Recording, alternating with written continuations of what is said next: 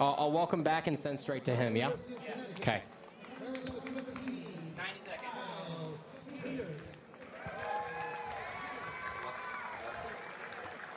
How's the audio, PJ? Is mine really loud? No. No. Actually, turn you both up a little bit. Okay. Not peaking at all? Sounded good? Sweet. Anything there's a little Echo, yeah? echo. Yeah, that's weird. It's not good. I'm going to add more of the ballpark film. Okay. All right. I think it will be good. So.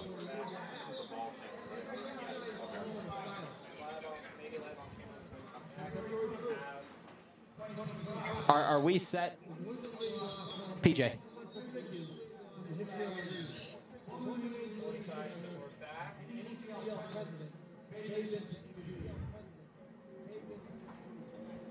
It's a successful considering Major League Baseball commissioner since September 1989, since September 1992, and in 1997, since joining the upstart NECBL, providing coaching and guidance and credibility to the league. Oh, yeah. He served as president for 7 seasons until 2003. Camera 6. In 1999, he named the championship trophy in honor of his father, the Trey Vincent Senior Cup. He was inducted into the NECBL Hall of Fame in 2003. Well, we bring you back into Alumni Field here in Keene, New Hampshire. It's time for the Upper Valley Nighthawks and the Keene SwampBats. But first, we'll send it down to our sideline reporter, Ryan Fitzpatrick. Ryan? The game of amateur baseball will continue to thrive in New England.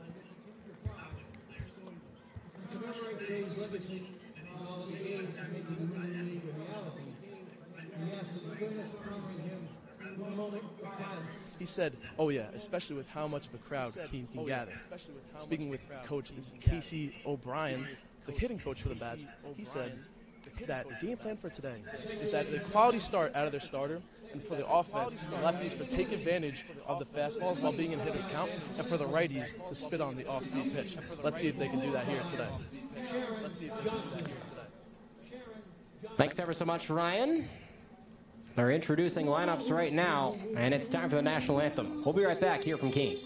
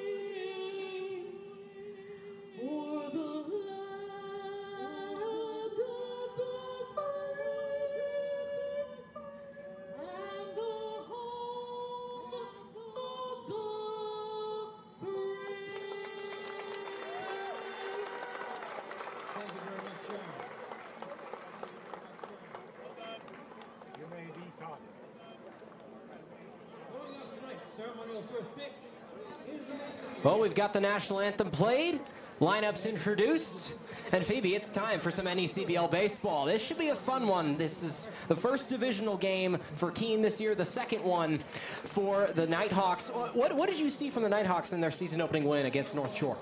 I think definitely the main thing that was working really well for the Nighthawks was the pitching, and I think that's going to be a theme throughout the NECBL. In these first couple of games, you know, the hitters are kind of getting used to that wooden bat after playing their college seasons with an aluminum bat. We got a chance to catch up with our starting pitcher last night, Flynn Howard, and he mentioned that the hitters' timing is definitely very different as they're making that adjustment to the wooden bat. So that's definitely going to be a theme throughout the NECBL. I think also the communication. We saw one error last night, so getting through those communication difficulties, getting to know your team a lot better throughout these first couple of games is what's going to make the play a lot better. But those were some of the themes we saw last night in the home opener. All right, there's a look at Kyle Peters, the Keene SwampBats starting pitcher for the second game of the year. Profile on him, Kyle Peters wears number 17, a 6'0", 225 sophomore from Bolton, Massachusetts. Plays his college ball for the Huskies at UConn. He missed the 2024 season with an injury, made his collegiate debut at FAU. FAU, a lot of players from their team are Keene SwampBats this summer, so an interesting tidbit there. Struck out the side versus UMass, and he had the second lowest ERA in all of Pennsylvania in his junior year of high school. 9 ERA in his college ball this year, but the stuff is there. Good fastball and a really nice changeup. Yeah, no, as you said, the stuff is there. I think that stat of him once having the second lowest ERA in all of Pennsylvania definitely shows that the stuff is there. Obviously, taking a year off from injury, you're going to be coming back into it. So I think the stuff is there. It's just when it's going to come out. I think this summer will definitely give him a great chance to further develop his stuff. The umpire calling balls and strikes for this one is Tim Barrett. Sam Finn is the umpire at first base, and Maurice Hoppert is at third. Lineup for the Keene SwampBats goes as follows. Gabe Pitts, the center fielder, leads off. Ty Manolfi, the second baseman, there in the 2 slot. Nick Romano will be the shortstop. He's batting third. Chandler Tupou, the first baseman, in the cleanup spot. Zach Thompson, who caught last night at Danbury, will be in the 5 slot as the DH. TJ Schuyler, the catcher behind the plate for the SwampBats. Then it's Ryan Foodie, John Malone, and Pablo Spielman Rodriguez. The first 3 batters for the Upper Valley Nighthawks: Joey Dwyer, the center fielder, Jack Spanier, the shortstop from Minnesota, and Nick Mazzata, the third baseman, as Joey Dwyer steps in to the right side of the batter's box, and we are almost ready to go here from Keene, New Hampshire. First pitch time will be right around 6:39 p.m. Eastern time. Umpire says play ball, and that's what we'll do. A beautiful night in Keene, New Hampshire. And Peters fires his first fastball right by the swinging bat of John Dwyer. So an 0-1 count. Finds Dwyer in the right-handed batter's box. And the righty-righty matchup. 0-1 there for a strike. That makes it 0-2.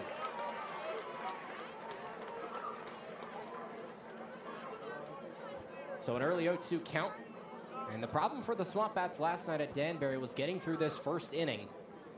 They allowed 6 in the first last night against the Westerners. The 0-2 from Peters. Fouled off to the Swamp on the right side. And we'll do it again at 0-2.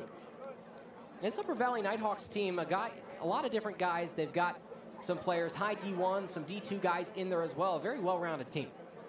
Yeah, a lot of different mixes. There aren't very many players coming from the same place.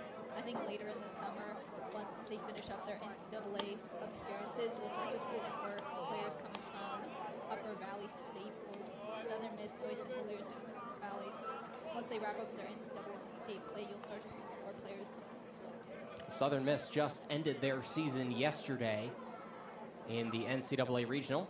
The 1-2 just off the inside part of the plate moves it to 2-2. Now last night, Joey Dwyer took quite a few walks from the plate. Wasn't really able to get a hit, but was very good at getting on base. But unfortunately for the Nighthawks, it wasn't until the 7th inning that they were really able to capitalize on having players on base. The 2-2 driven up the middle of the infield. Diving play can't be made by Romano. It'll go into the outfield, and it's a leadoff single for Joey Dwyer. Nighthawks have one on first with none away here in the top of the first from Keene. Great piece of hitting with 2 strikes there. Just as I was saying, he was struggling to get a hit on last night. He goes ahead and shuts me up getting a hit tonight. Great way to start off for the Nighthawks as the leadoff hitter. So Peters now has a man to deal with on first base. That's Joey Dwyer, who was in the starting lineup yesterday. Takes his lead. First pitch high and outside, just nabbed by Schuyler there behind the plate. TJ Schuyler was the designated hitter for the SwampBats last night. He went 0 for 5, but I know from seeing him play at Indiana, he's a very good defensive guy, and the bat will come. Big lead now from Dwyer, shuffling around. The 1-0. High for ball 2. And this is something that Nicholas Pavia struggled with for the SwampBats yesterday. Walks in the early part of the first inning.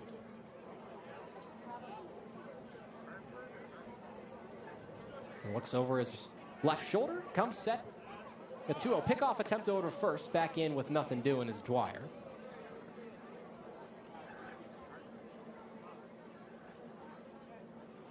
And there's a look at the batter, Jack Spanier, from the shortstop from Minnesota. That's right, Spanier playing for the Big Ten 2025. He was a Big Ten sportsmanship honoree. And in 2024, he was an all Big Ten freshman. Hit 293 as a freshman. In that league, that's hard to do with the amount of talent that's in the Big Ten these days. Righty-righty matchup, 2-1. Another pickoff attempt over to first. Nothing doing again. Back in standing is Dwyer. Really a picture-perfect night here in Keene, New Hampshire, Phoebe. It was hot earlier, but it's cooled off with the shade. Beautiful night for baseball. Now, I'm from Virginia originally, so this kind of weather is exactly what I'm used to. Schuyler on the tag, too late. Schuyler on the throw. Tag applied by Romano, too late. That's a stolen base for Dwyer. Great work from Dwyer. Now, last night we saw a lot of him getting on base with a walk and then making that attempt to steal, but he was getting caught by the North Shore fielding team. So good to see him get a successful bag steal. I'm sure that's going to feel good, kind of boost his confidence coming into the second game with the NECBL. 2 balls, 2 strikes to the batter, Jack Spanier. Check over to first. Here's the 2-2. In the dirt, picked up by Schuyler, makes it 3-2, a full count.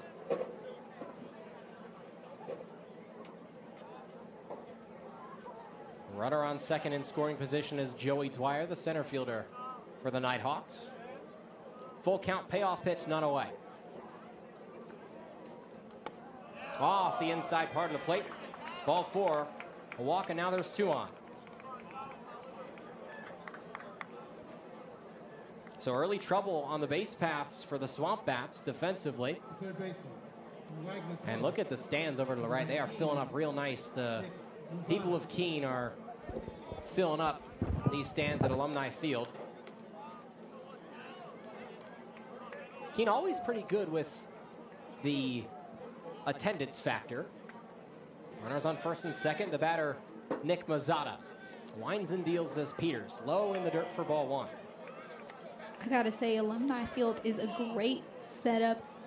Me and Caitlin Beal, she's the assistant director at Upper Valley, got a chance to try some of the concessions. I heard you guys have the best fries in the New England League. I mean, it's indisputable. I haven't had them, but that's what I've heard. I've heard legends. 0-1 runs in, or the 1-0 runs inside, almost gets the 3-slot hitter Mazzata, but he ducks out of the way. 2-0. You guys have a lovely concession staff. We went down, we asked them what's something we have to try, and they raved about the fries. I gotta say, they were really good French fries. Lived up to expectation? They definitely did. Good. We like to hear it. The 2-0 from Kyle Peters. Winds and deals. Swing and a miss, strike 1. And a big hack there from Mazzata. Nicholas Mazzata, third baseman from Wagner College. He pitches a little bit. Transferred from FDU, Fairleigh Dickinson University. Hit .335 in the 2025 college season, so pretty good at the plate. Righty-righty matchup. None away here in the top of the first. The 2-1 from Peters. And that's in for a strike as well. So 2 good pitches right in a row from Kyle Peters. Looks to be settling in right there. Now he's got the ability to move away from the fastball, which he's been using to great effect. Working off the first base side of the rubber. The 2-2. Breaking ball, that's just low. So another full count with none away.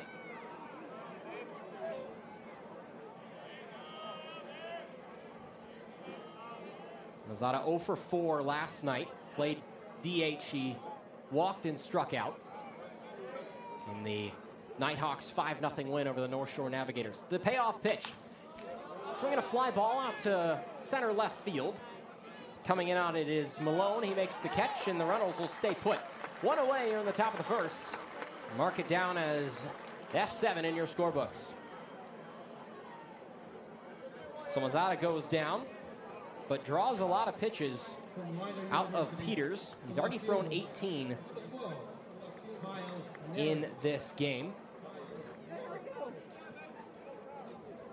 And the new batter is Kyle Neri, the left fielder, who hails from Rider University, originally from Williamstown, New Jersey. Fresh count, 2 on for Kyle Peters, who delivers. Swinging a foul tip back to TJ Schuyler's mask, and that's why you wear a mask. Otherwise, that one would cave your face in. But Schuyler takes it like a champ, and he's ready to go again. TJ Schuyler came in for the Keene SwampBats. He played 8 games with them last year towards the end of the year. And the Bats liked him. They wanted him to come back, and here he is. 0-1, 1 away. Swinging a pop-up. Foul territory right field. It curves just around the line. Running back towards it is Tupou, but he can't make the snag as it falls foul. Moves the count to 0-2. A little bit of an odd play there from Tupou. He had a chance to run over to it, but he was away from the ball. Not really a good chance to catch that ball, but he did his best. It looked like more maybe tripping over his feet there than not being able to get a good hand on it. Area guy who hit .324 with 43 RBIs in his 52 games in 2025. He's got a chance to pull out with one of those and get the Nighthawks on the board early. 0-2 count with 1 away. The Yukon man winds and deals. Foul tip and will do it again. The runners were in motion on an 0-2 count, but now Upper Valley has shown their hand in that regard. You mentioned Neri has the chance to help Upper Valley get on the board first tonight. He did the same thing last night, was the one to open up the scoring for Upper Valley last night in North Shore. Was really able to rally the troops and get some action going. It's 1 for 4 with a run scored. The second 0-2 offering. Peters takes his time and now strides down the mound. Breaking ball just high for ball 1.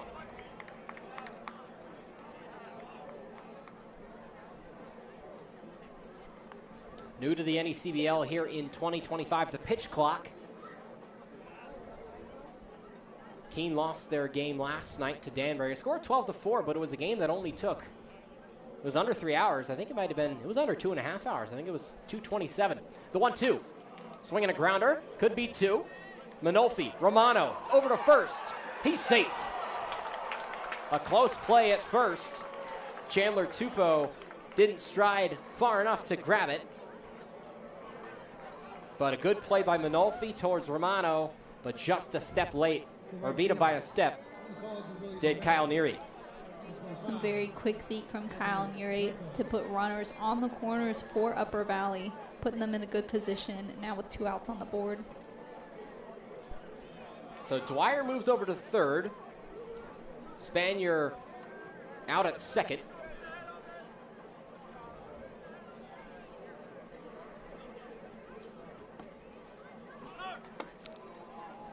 Swing and a miss on the first pitch towards Anthony Greco, the right fielder for the Nighthawks. Greco, a rising junior at William & Mary, and in 2024 he was a part of the CAA All-Rookie team.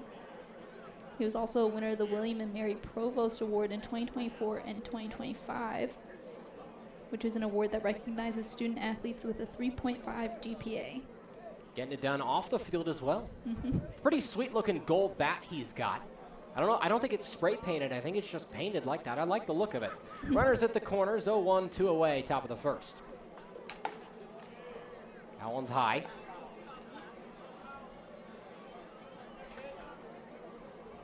Peter's a guy who has a sinker, has a fastball. He's used his fastball predominantly today, but he's got a nice slider that almost looks like a sweeper and a kick change as well. Runners at the corners, 1-1 even count. Swinging a pop-up, towards our side. We'll see where it lands. Doesn't sound like it hit the roof, because we would have heard it. But 1-2, and the SwampBats with a chance to get out of this inning. Not allowing a run, something they failed to do last night.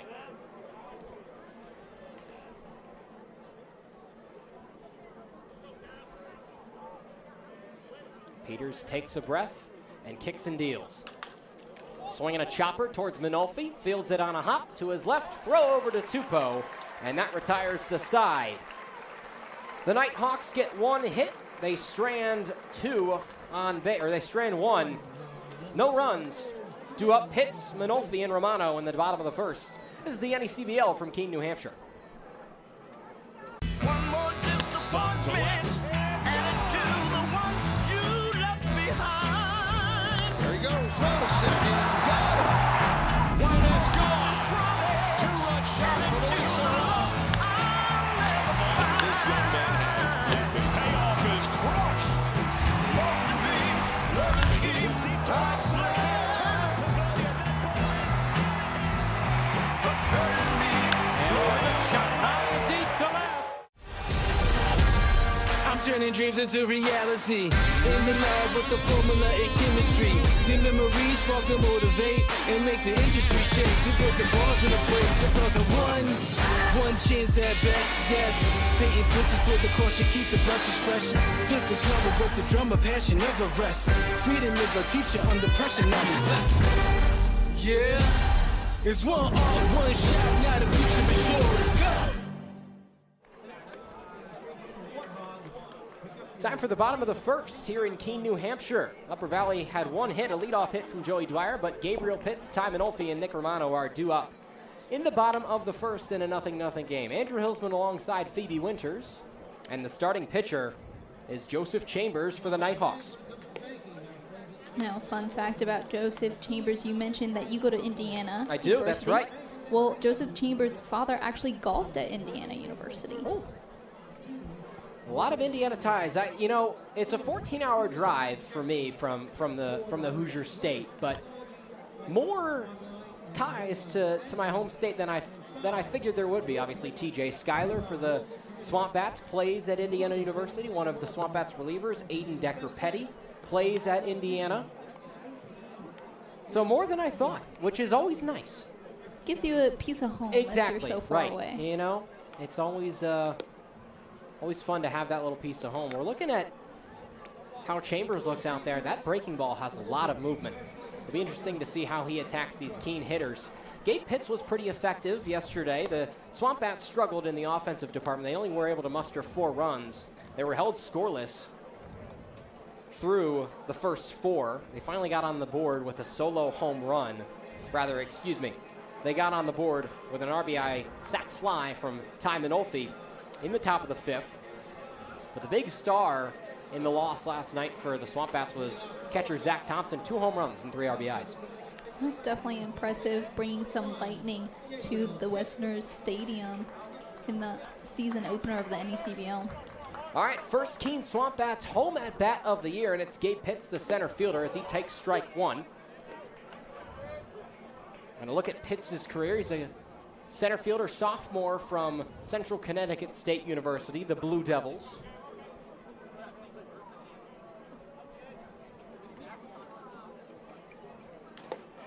Was in the 9 slot yesterday as he looks at strike 2. 1 for 4 with a run scored. Reached base on an error in the 5th against Danbury yesterday. No balls, 2 strikes. Pitch started to move, pulled it back. Pitch in the dirt for ball 1. Now looking at Pitts' college stats this past season, he recorded 85 at-bats and was slashing .235, .298, and .365. Not too shabby. The 1-2 delivery from Chambers is off the plate for a ball. Runs it even to 2-2.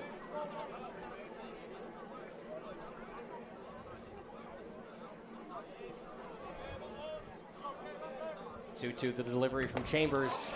high, appeal down to first. Sam Finn says he did not go around, and the count runs full. You can see the SwampBat mobile in the back of that camera shot, all the way out in right field. They'll drive that around the stadium, and everybody can buy a tennis ball, and they'll throw a tennis ball into the windows. You'll see it. It's a great thing. Swinging a slicer out towards the SwampBat mobile in right field, but it's a souvenir for a lucky fan. That sounds like such a cool little tradition. There's a lot of fun that these SwampBats like to have in between innings. You'll see. I mean, I noticed walking in, you guys have a ton of bounce houses and different games for the young fans. The 3-2 lifted out to shallow right field. In on it, making a sliding play is Anthony Greco for the first out of the day. What a play from the Nighthawks right fielder. Beautiful play from Greco. Getting a good hand on it, keeping the SwampBats at bay. It'll bring up Ty Manolfi, the second baseman out of Dayton, the infielder. Manolfi had the first RBI of the SwampBats season. He was 1 for 3 in RBI and a walk, along with a sacrifice fly. Lefty batter.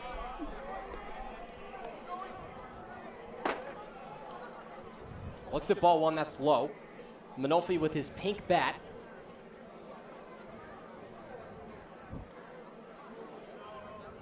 Righty-lefty matchup. Chambers winds and deals. Outside part of the plate, that's there for a strike, 1-1.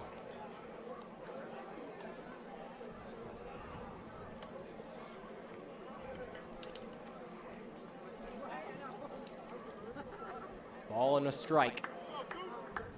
The offering, a great breaking ball there.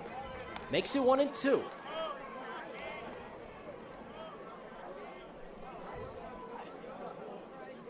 Manolfi trying to fight back from a 1-2 count.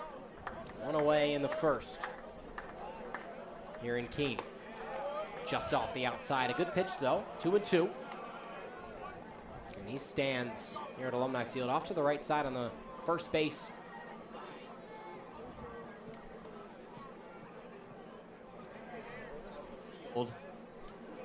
Are almost entirely full. Here's the 2-2. Yes, he did. Appeal down to third. Yes, he definitely did.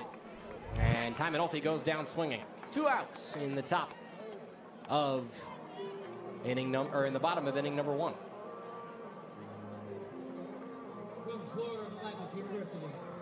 And that'll bring up Nick Romano, the shortstop from Florida Atlantic University. Played for the Bats last year. 40 games played, 143 at-bats for Keene last year. Hit 280 with 24 RBIs. Top 5 in batting average amongst the qualified hitters on Keene's team from 2024. First pitch to him is low half of the zone for a strike.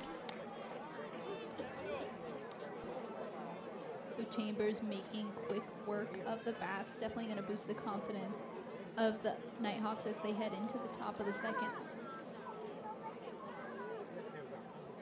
After getting on bat.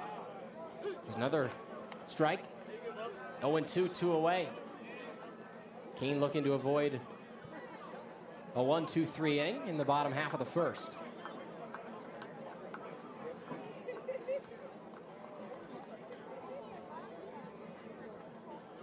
Side of the rubber. Swinging a shallow pop out towards A.J. Bratz in shallow right center field, and that'll do it. A 1-2-3 inning for the Upper Valley Nighthawks. On defense, the Keene SwampBats go down in quick succession. And due up is Ethan Brown, Ryan McDougall, and Michael Traumer for the Upper Valley Nighthawks. When we come back from Keene, top of the second, on its way.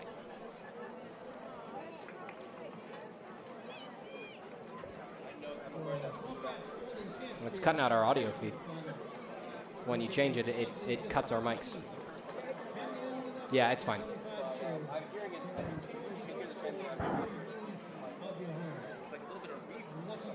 I don't know. Yeah, I couldn't tell you what it is. I have no idea. Okay, what?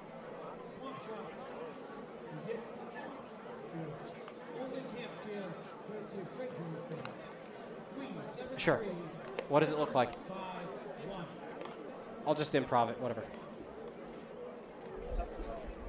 It's something in where? I'm sorry. Oh. Yeah. Okay. All right. I don't know how to fix it, so.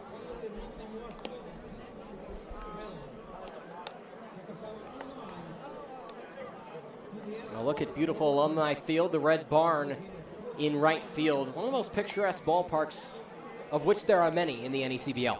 There are definitely a lot within the NECBL. I'm excited to get a chance to see all of them. I can't wait. The Nighthawks get to see 3 just within the first week, going on the road for their first 3 games before their home opener this Saturday. Yeah, the SwampBats are in the middle of a 5-game streak. They played against Danbury last night, lost 12-4. They're in this game now. They'll host, I believe, off the top of my head, I want to say it's Ocean State tomorrow. North Shore, excuse me. North Shore tomorrow. Then they'll travel to Valley to take on the Blue Sox on Friday and host the Martha's Vineyard Sharks on Saturday before a couple of days off on Sunday and Monday. So the first batter of the top of the second for the Nighthawks is Ethan Brown, the first baseman. Kyle Peters from the windup, and he delivers a first pitch strike. Ethan Brown from Dartmouth College. That's right, he's a rising junior, and actually I got a chance to catch up with him before their first game against North Shore. He's got to head back to school to take his finals. What? He's not done with school? I guess the Ivy League guys do it a little different. Maybe they take it a little serious, more serious than the rest of us do, which I guess would make sense. But a really successful Ivy League career, or rather season for him, all second team in the conference, everyday first baseman for them in 2025. But down 0-2 right now to Kyle Peters. Wind and deal. Skyler tried to bring it back up, but wasn't able to do so. So 1-2. I don't think I would. I don't know if I would have time to study. I would be too busy trying to get to know my new teammates and focus on baseball. I feel like I just want to get him out of the way and separate him, but he seems to be fine with it. He probably doesn't have a choice. Swinging a chopper right back to the mound, and it's picked up by Peters, underhanded towards Tupou, and there's one away in the top of the second. Good reactions from Peters, gets in that stance, and he's ready to field.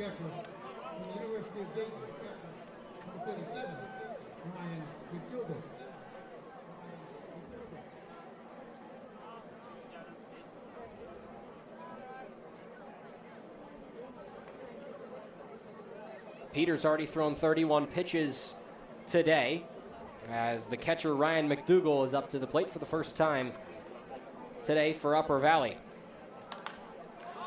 Swinging a pop-up towards left field. Hustling after it is Spielman Rodriguez. He slides, and he made the catch. What a play from Pablo Spielman Rodriguez. A sliding snag in foul territory down the third base line, and there's 2 away in the top of the second. Put that on SportsCenter. What a play.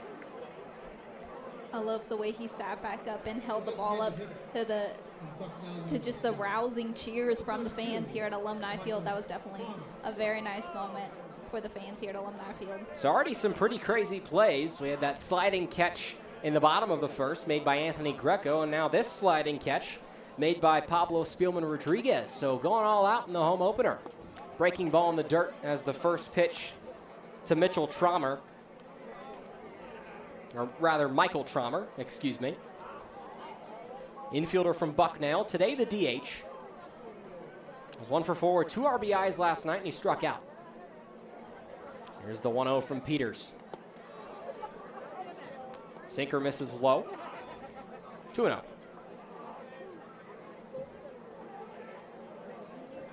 The Bucknell, or the Bison, I want to say. A couple of my friends are really good with the mascots, you know, named a school to mascot. I think the Bucknell Bison. I want to say that's what it is. 2-0. Just misses for a strike. You are correct in that. It is the Bucknell Bison. Trommer started in 40 games as an everyday third baseman for the Bison in 2025. Hit 255 for them as well. The 3-0. It's a fastball high in the zone. A couple of jeers from the Upper Valley dugout. They weren't too sure about it, but the call is the call. So it makes it 3-1, a good get-me-over fastball from Kyle Peters. From the windup, glove at his face, and he winds and deals. 3-1 in the dirt, ball 4.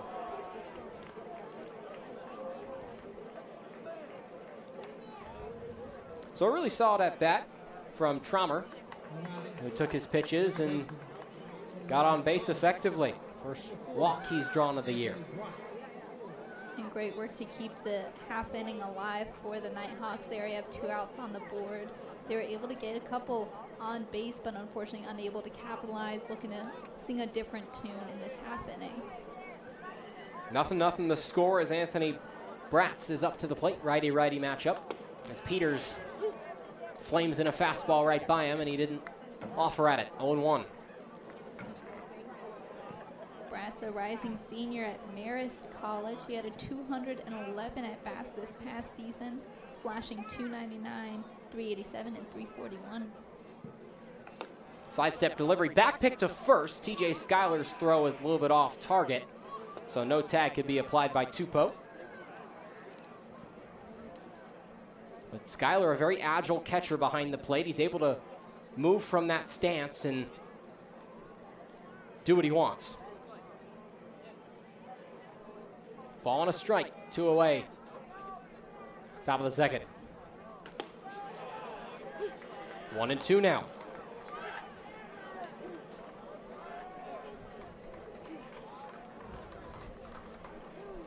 Peters efficient, already 2 away. With a ground out towards him on the mound, and then a amazing catch by Spielman Rodriguez in foul territory to the third base side. The 1-2 popped out. On the first base side, it goes over the awning of the grandstands.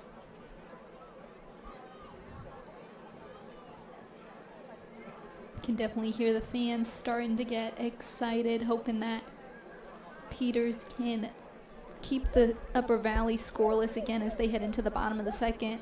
He's just 1 strike away from shutting them down. A flock of geese flying over Alumni Field. They're hopefully not picking up in the mics because they're definitely a little bit annoying. 1-2, 2 away. Swinging a chopper, the grass eats it up. Romano throwing a hop. Safe by a step is Anthony Bratz, and it's another 2-out hit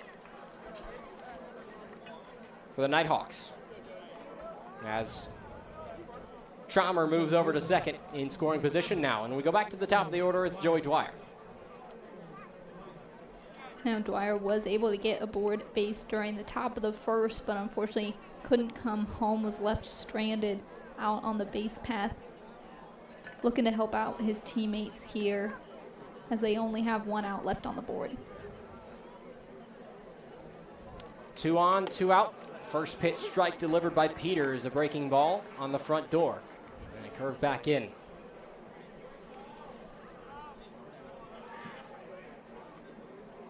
Nothing again, a scoreless game. As Peters comes set. And a strong 6-0 righty takes his time and now delivers home. Breaking ball. Picked out of the dirt by Schuyler, 1-1.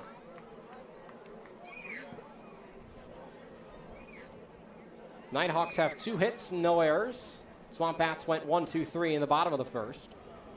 As Kyle Peters will ask for a new baseball. He'll get one.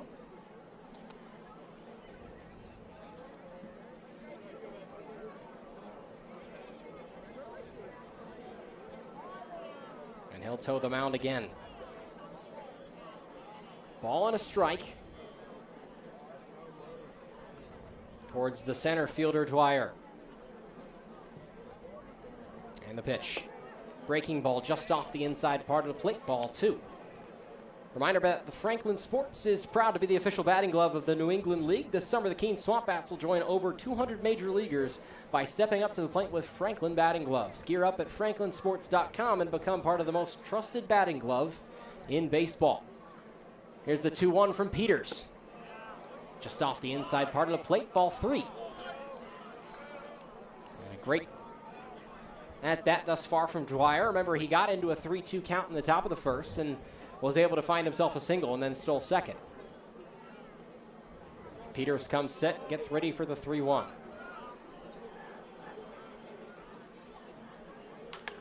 Swinging a chopper, third base side. Spielman, he misses the pickup on his glove. It got eaten up in the grass, and he tried to pick it up with the glove. I mean, you wonder if maybe he'd be better barehanding it, but regardless, that's a tough play. Not sure if that'll be an error or a single, but that is a tough play to make for anybody. I think especially They'll being make it a on single. Grass field like this, I think most of these guys, after playing in college, they're used to that turf field. Right. So Yep. playing in the grass, you got to get your hand a little bit lower to save it from getting eaten up. So a strategy meeting as TJ Schuyler will come out and talk with his pitcher Kyle Peters. 2 outs with the bases juice for the Nighthawks, and it's Jack Spanier who's up to the plate for the Hawks. Hit 1 home run in 2025, but 16 RBIs in his 32 games played. Again, an all Big Ten freshman teamer in 2024. Spaniard took a walk during his first at-bat this evening. A similar result would score the first run for the Nighthawks. Yeah, both teams scoreless thus far, and just a matter of time. Keene has gotten themselves into a little bit of trouble in these first 2 innings, but still with a chance to get out of it. The 1-0 from Peters. Inside. A walk would score the game's first run. And really no incentive for Spanier to reach for anything, as the Keene SwampBats pitching coach is going to come out and have a chat with Kyle Peters, as that's Stephen Bangs who walks onto the field. Stephen Bangs pitched for the SwampBats last year and came back as the Keene pitching coach for 2025. SwampBats are managed by Sean McKenna, who's also involved at Keene State College. Keene, a town of around 20 or 22,000 people. When you think about it, probably, that means 1/20th of the town is probably here, which is pretty crazy to think about. It's a lot of people. Alumni Field definitely has a great turnout for the home opener. A lot of happy fans here, and we've got some beautiful weather for them, and of course, some great baseball for them to watch. One of the best wood bat leagues in the country. The 2-0 with 2 away from Peters. Swinging a short fly, and that'll go right to Tupou. He makes the play. And the Nighthawks strand all 3 in the top of the second. Due up, it's Tupou, Thompson, and Schuyler for the SwampBats in the bottom of the second. We'll be right back. You're watching the NECBL from Keene.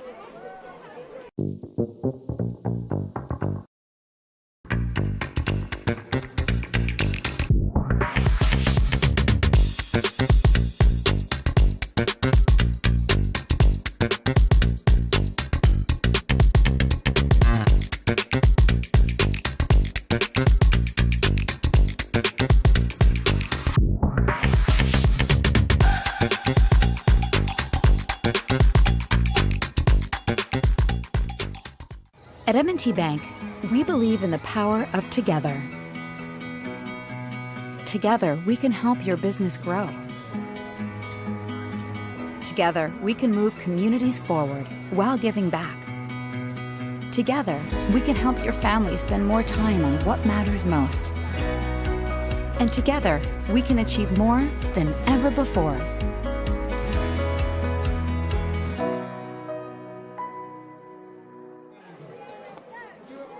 There's a shot of the SwampBats manager, Sean McKenna, as he'll trot back out to his third base coach's box. 0-0 game. We're through 1.5 full innings here from Alumni Field. And Joseph Chambers is back out on the bump for the Nighthawks. There's a man warming up in the bullpen for Keene, as that's Kean Vorster, the righty from Louisville, in the pen. We'll see how long Peters' day lasts. But now that a chance for the SwampBats to get some runs up for the first time at home this year. Chandler Tupou, the first baseman, will be the first man up to the plate. He was in the 3 slot yesterday. He was 0 for 3 with 2 walks and a strikeout.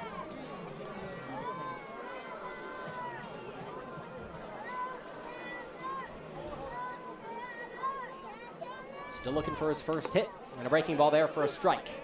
Didn't look like he was going to offer it that regardless of where it was.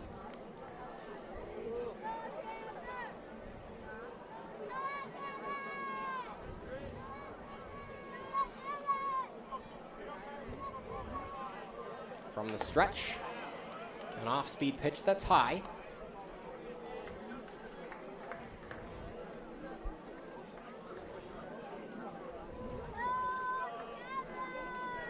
And a ball and no strike, or ball and one strike. There's the second strike, and Tupou started to move his hands, but elected to stay back on it, and it's 1-2. SwampBats still looking for the first hit of the game. As here's the delivery. Swinging a pop-up. That'll go foul towards the left side. And just over our heads on the third base foul line. As Chambers comes set again. Tupou has a very interesting little setup as he gets ready at the plate. Swinging a fly ball out to left field. After it is Neary. That'll go foul. He can't chase it down. Tupou late on that fastball high in the zone. Stays at 1-2. But you can see Tupou dig his cleats into the dirt there, and then he seems to line the bat up with the pitcher before assembling his positioning to bat. Yeah, there it is. It's a focus thing maybe. Ball and 2 strikes. None away here in the bottom of the second. As there is somebody on the field. Interesting. There's a guy out in the warning track in right field who's on the field. I've never seen this before. I mean, at least he's not streaking. That's the positive thing, but he's out on the field, and Anthony Greco's talking to him. I'm not sure if he went in the wrong way or just doesn't know where he is, but it seems clear that there is baseball going on. I don't know if maybe he thought he could just get the best view in the house. I guess. I mean, it's not a bad view, but I've never seen this before. Fascinating. The Greco helping him out there. Yeah. He'll just make his way along towards right field. Interesting. I guess we're back to baseball. He's still in play, but he's moving.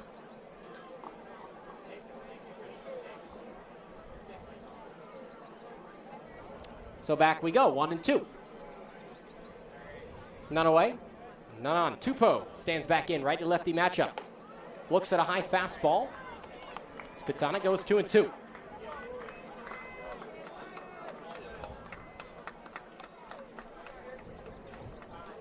Tupou, a long way from home, hails from Issaquah, Washington, and is a rising senior at Charleston Southern University. This one's hit deep out to right field, back and off the wall. Tupou rounds first, he'll head for second.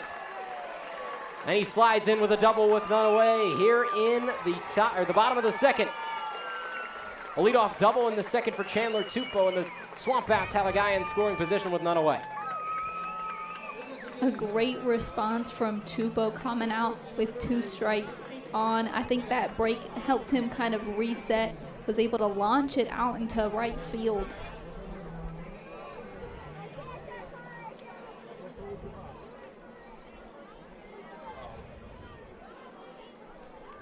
So the next batter is Zach Thompson, who had 2 home runs against Danbury in last night's game. Danbury, pretty small dimensions. As this one's driven high and deep out to right center field. Moving towards it and calling off the center fielder is Greco, as Tupou got a late jump, and he'll be called out. It's a double play. Tupou got a late jump moving off a second, and now there's 2 away and the bases are empty for Keene. An unfortunate late jump from Tupou, but great communication from the Nighthawks, being able to catch Tupou on the run over to third A beautifully executed double play to now put 2 outs on the SwampBats. Chambers now just 1 out away from ending this inning scoreless once again. First pitch to TJ Schuyler there for a strike. So it'll be a 9-5 put out for the second out of the inning, and now the bases are empty. Schuyler's got work to do. Righty-righty matchup. A 1 high with some speed as well. Keene coming into this one 0-1. And Upper Valley 1-0 after they shut out the North Shore Navigators 5-0 last night. On NECBL opening day, pretty good weather all across the New England states as this one's hit high. Right center field at the wall, and on the warning track, Greco makes the makes the catch again, and that'll retire the side. As the Nighthawks will have Mazzata, Neri, and Greco up to the plate in the top of the third.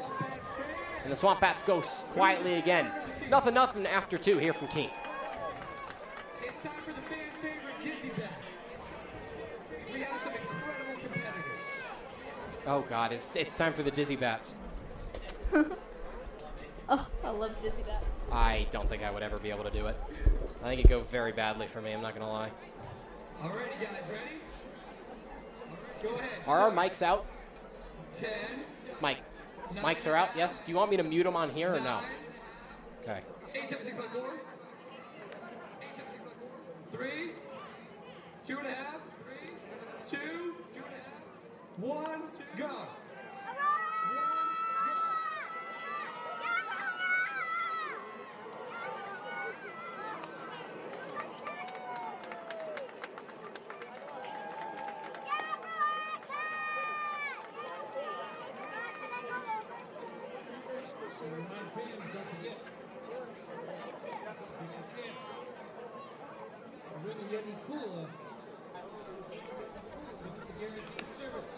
Well, we're through 2 full innings in Keene, New Hampshire, and nothing to show for it in the scoring column. Nighthawks have managed 3 hits. They haven't scored. Keene got their first hit off that Chandler Tupou double that went off the wall in right field. But he got thrown out on a 9-5 putout. A great throw from the right fielder, Greco. Greco responsible for every single out in that bottom of the second for the Upper Valley Nighthawks. Definitely a great response from him after watching that double from Tupou go over the fence. Being able to respond and get those 3 outs is definitely a great confidence booster for Greco. Yeah, there was none out when Tupou mashed that one towards the wall in right field. This ballpark here at Alumni Field has some odd dimensions. It's 325 to the left field corner, so theoretically a right-handed batter's playground, 352 to left center, and then all the way at the right field foul pole is actually the deepest part of the ballpark, and that's 354 feet. So the SwampBats, who led the NECBL in homers last year, most likely in no small part to the ballpark they play at, and also with a lot of power. First batter of the third is Nick Mazzata, and he looks at strike 1 from Kyle Peters. Now, during his first at-bat of the evening was caught out by Malone in left field. Looking to get some more great contact during this at-bat, but maybe with some more success. Mazzata 0 for 4 on the year, still looking for that first hit. Peters already thrown above 50 pitches. As we saw Kyan Vorster up in the bullpen a little bit earlier. No motion right now for the SwampBats bullpen. The 1-1 there for a strike makes it 1-2. The other side of this inning, it'll be Foodie, Malone, and Spielman Rodriguez due up for the SwampBats. Peters with his feet set off kilter on the first base side of the rubber. And coils, winds, and deals. The 1-2. Swinging a foul off the plate, we'll do it again. Good job by Mazzata to just get the bat on that one, stay alive. It was a good pitch from Peters. Yeah, as we mentioned at the start of the broadcast, it's an adjustment for these players to get used to that wooden bat. So I think just being able to get contact is something that's going to help these players build their confidence using the wooden bat. Another 1-2 with none away. High bouncer to the second baseman Manolfi, throws on a hop, or picks it up on a hop, toss over to Tupou, and there's one away in the third. Manolfi, who made an error in the first last night at Danbury, has a couple of putouts today.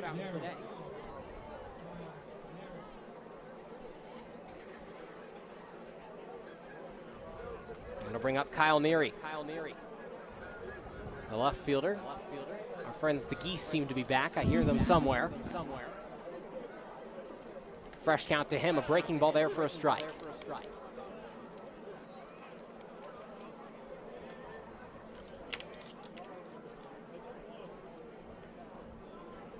Oh, 1. Swing a liner left field. Rushing after it is Maloney. Can't get to it. Has some trouble with it. Rounding first and heading for second is Neary, and he'll stand up at second with a no-out double. So another runner in scoring position for the Nighthawks on their 4th hit of the night. A great piece of hitting from Neary. As I mentioned last night, he was a huge part of the Nighthawks' success over the Navigators. He was the one to break the ice and really get the hitting going. So it's great to see him continue that streak into tonight. Anthony Greco, who had all 3 putouts in the bottom of the second, and was the last out of the first, but he's got another chance with a runner in scoring position, his second at bat in such a case today. Righty-lefty matchup with Peters on the bump. From the stretch, he fouls one off to the back.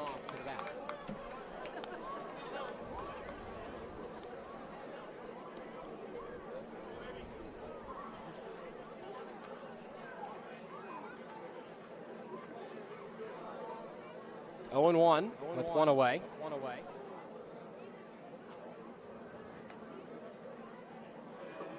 Takes his time from the stretch off the first base side of the rubber. Breaking ball, cut on, and a foul tip from Greco.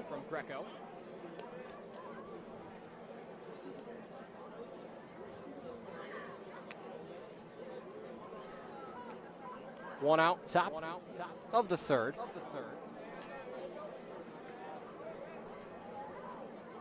On a beautiful night in Keene, New Hampshire. 0-2.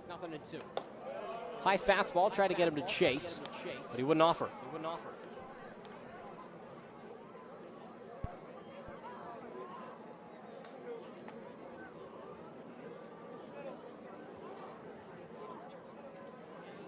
And here we go again, 1-2.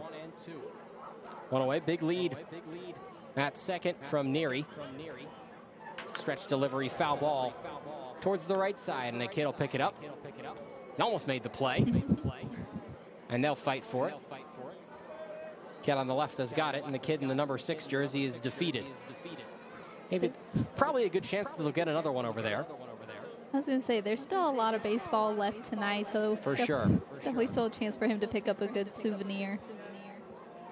Anthony Greco at the plate for the Nighthawks with a 1-2 count. Called strike 3, and down he goes. First strikeout of the evening for Kyle Peters and of the SwampBats home season this year. Definitely got to feel good for Peters getting that first strikeout of the night. He's now put 2 outs against the Nighthawks on the board. Just needs one more to get rid of that threat on second base. So a righty-righty matchup.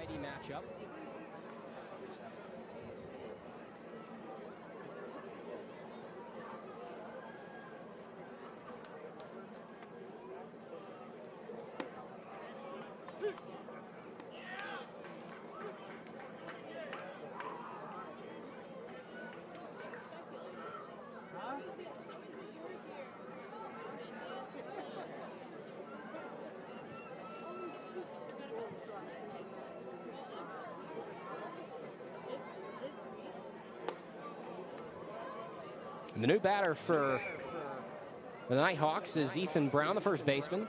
Grounded out towards the pitcher in the second.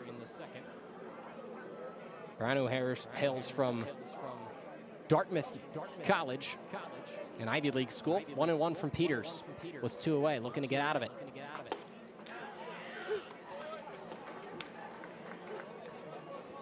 That's there for a strike with some velocity as well.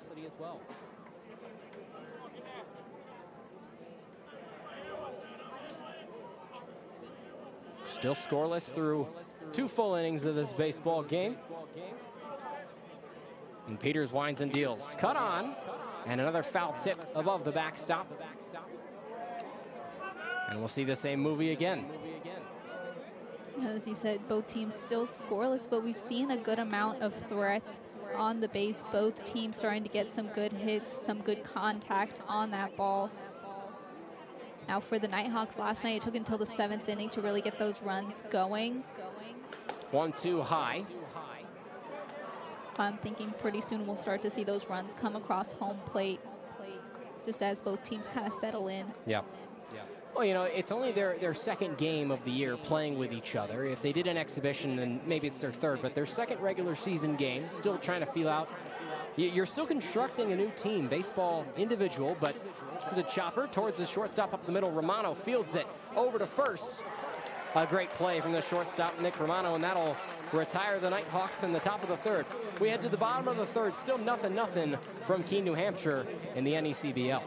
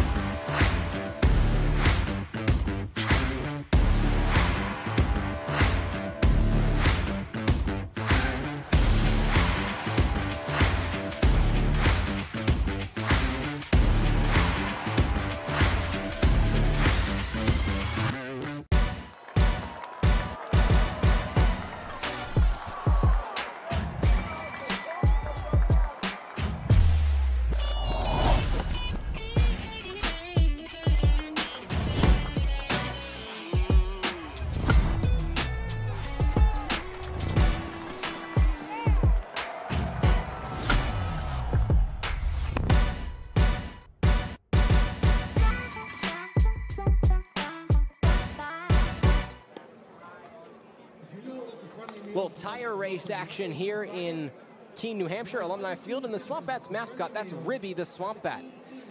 His profile on the SwampBats website says he's the largest known bat alive, which, you know, makes sense when you look at him. He's definitely a very large bat, bigger than one I've ever seen, probably bigger than one I'd ever like to see. Not a huge fan of bats. You know, I'm not either. They give me the heebie-jeebies, but thankfully, I didn't witness it. When we were staying at Keene State College, which is a great living setup. Love being there. And there was a bat in the hallway. I didn't see it. My roommate saw it, and they said, hey, you should close your door because there's a bat. And I'm like, okay, cool. I didn't ask him if it was a swamp bat. I thought that was too corny. This was like the 3rd day we got here, so a little too early for those corny jokes. Nothing, bottom of the 3rd. As a foul ball off to the left side makes it an 0-1 count to Ryan Foodie.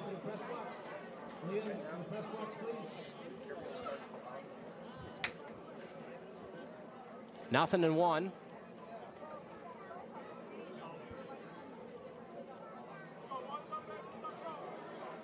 Delivery off the inside of the bat. It almost sounded like that bat broke, but it seems like it's intact. We saw a couple of broken bats last night at North Shore, at least 2. Yeah. I don't think we saw one at Danbury. All the bats stayed intact. These things are expensive these days. They're not obviously as expensive as metal bats. Those can run you up $600 these days. It's pretty crazy. Nothing in 2, none away. The delivery from Chambers. Called strike 3, and Foodie knew it. So he'll go down on strikes. 1 away now in the bottom of the 3rd. That's the 2nd strikeout of the day for Chambers, who's induced a lot of soft contact and flyouts. SwampBats only have 1 hit thus far in this game. And John Malone up to the plate. Left fielder, he's usually a pitcher, but since the SwampBats don't have all their outfielders in Keene just yet, a couple of them are still playing in NCAA play, they had to get creative, and Malone played left field last night. He got a hit. They tried him out in batting practice before the season started. He had one of the higher bat speeds across all the team, not just the pitchers, so he can swing it. So he puts a charge into this one. Deep left field. That one will fly. The pitcher by trade puts the SwampBats on the board for the first time at home in 2025. A solo shot to left field, and the SwampBats lead 1-0. Wow, Malone might have a career ahead of him as a two-way player. That is some excellent hitting, especially considering the fact that he's normally a pitcher. To be able to hit the first home run of the home opener for the SwampBats is definitely huge for Malone. That's definitely charged up the fans here at Alumni Field. Getting to see an electric hit out of John Malone. They're ready for the next hitter to take his stand. And Pablo Spielman Rodriguez will be that next hitter as he looks at strike one.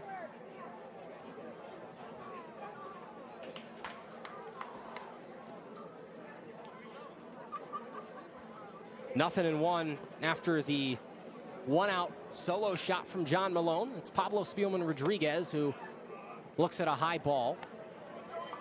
Spielman Rodriguez, a community college JUCO guy who the SwampBats picked up pretty close to the start of the season, plays at Middlebury College, a D3 school rather, not JUCO. Hails from Philadelphia, 6'0", 190 infielder. Big swing and a foul tip above the backstop out of play.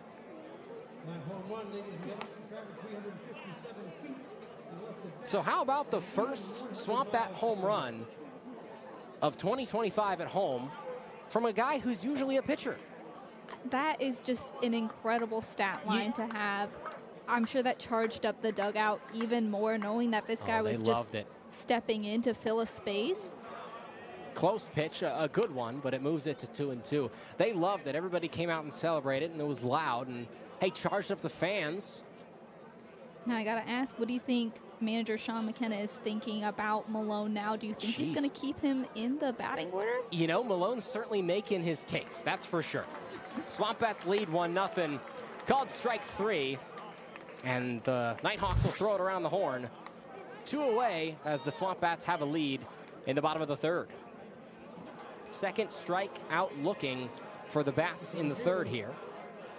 And the third of the day for Chambers.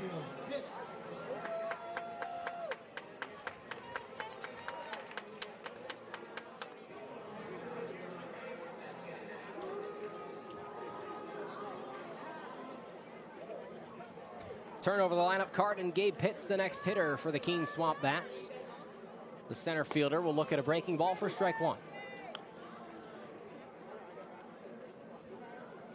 Behind the plate for the Nighthawks is Ryan McDougall with his red catcher's gear. The teams don't supply the players catcher's gear because, well, it's really expensive. Chopper up the middle, and struggling with the pickup is Spanier. So reaching base safely is Gabe Pitts with 2 away in the bottom of the third. Again, one of those struggles of playing on a grass field. Sometimes the ball can get stuck in the dirt. Most of these guys are definitely used to playing on a turf field, so that's another adjustment that they have to make coming into the NECBL. Not sure how that'll get scored. It's a tough play as Spanier was moving towards his left, tried to pick it up on the run. But nevertheless, Pitts is there, safe on first. And Manolfi trying to keep the inning alive. And McDougall. Great move from Pitts.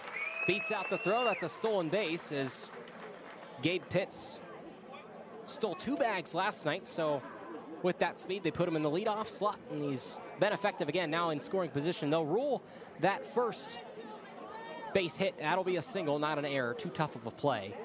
But now in scoring position, 180 feet away, and Ty Manolfi needs to just put one through the gap, and Pitts will probably have enough speed to score. Looks at strike number 1. Ty Manolfi, who hails from Dayton, he plays for the Flyers. Originally from Staten Island, New York. And also a guy with some speed. Stole 52 bags in a year in high school. 1-1 with 2 away. Foul tip off the end of the bat. Ball and 2 strikes.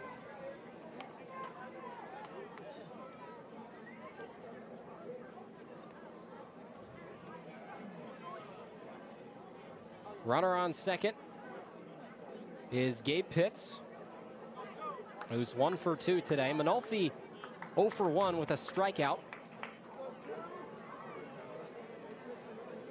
in the first. And 1-2, 2 away.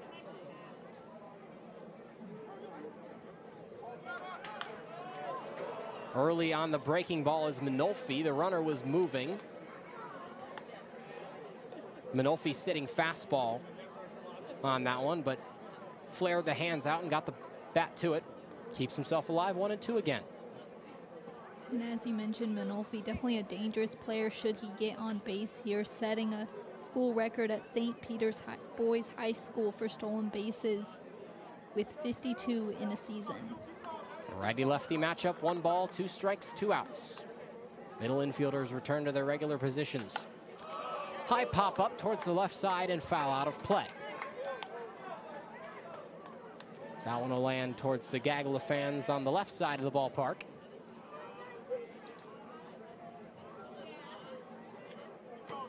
Manolfi 1 for 3 with an RBI yesterday.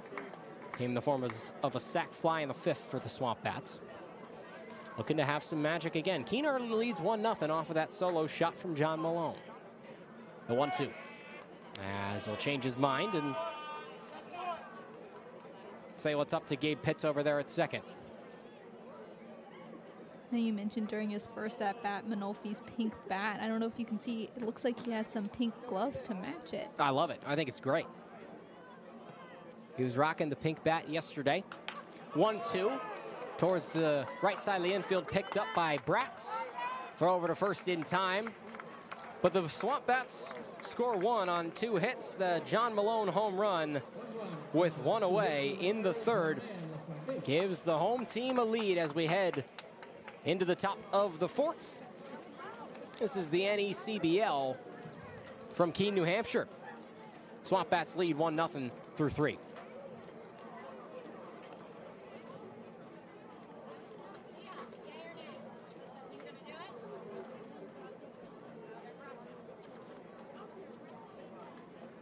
Did you know Raynor Dental is now Spoonwood Dental? Same amazing team, same trusted care. Just a new name inspired by a deeper commitment to care for your community. Now welcoming new patients from Keene, Peterborough. Learn more or schedule a visit at SpoonwoodDental.com. Thanks to Spoonwood Dental for tonight, brushing the bases.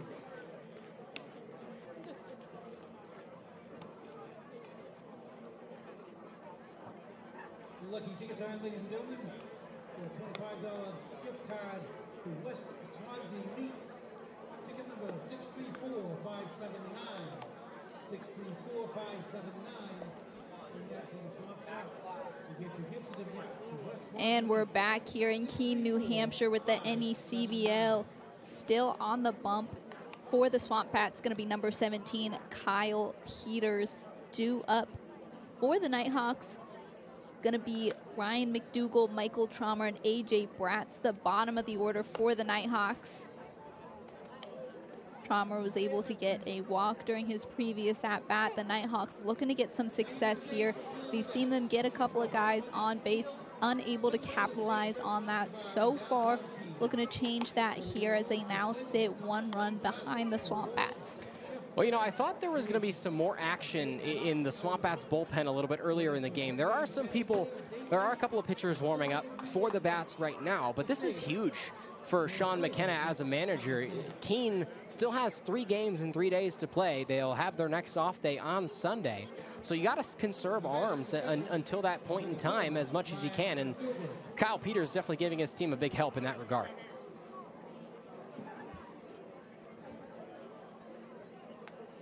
first offering to McDougal.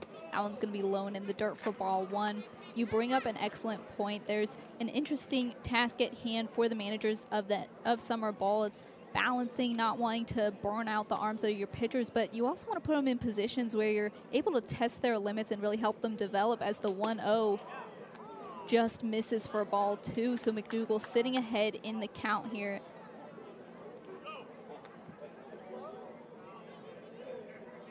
But again, summer college ball is all about developing your players, giving them some more time to work on their skills before they return to the college season, as the 2-0 going to be high for ball three. So McDougal sitting with a hitter's count, hoping to get on base here and create some action for the Nighthawks.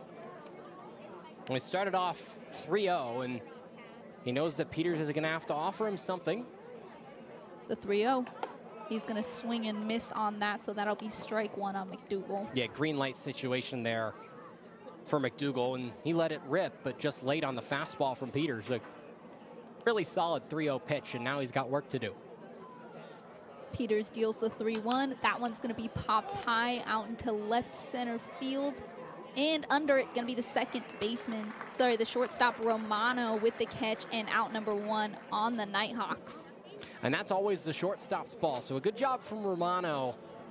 There are a couple of middle infield errors yesterday, not on that sort of play, but Romano, a very experienced shortstop, played infield for the SwampBats in 2024, and he's patrolling the middle infield yet again in 2025. A good play, and called off his teammates is what he should have done, and he did it.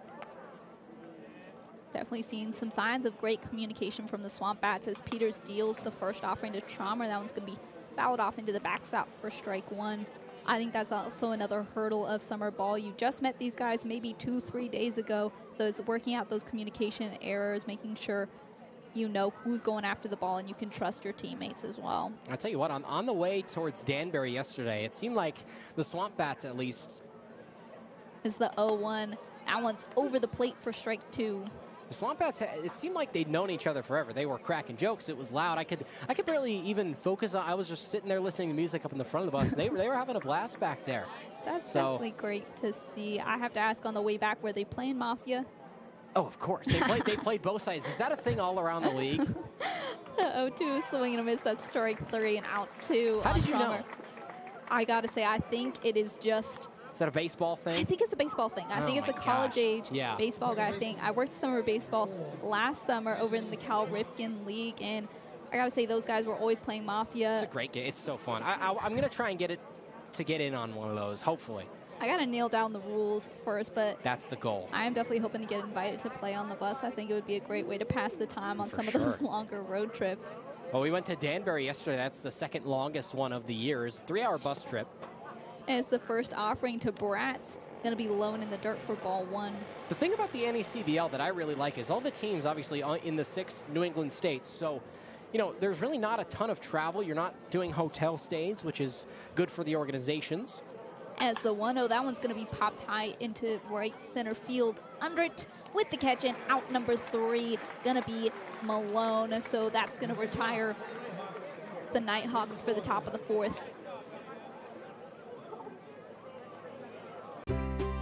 What I'm looking for in a bank is one that's looking out for me, like NBT. I want a relationship and a team that supports me and my dreams, like NBT. And let's face it, life can get challenging. I need a bank that's focused on me. They've been rated tops in all the things that matter, like trust, customer service, and financial advice. So when I need a bank I can trust, it's always NBT and me. Rondé Barber here.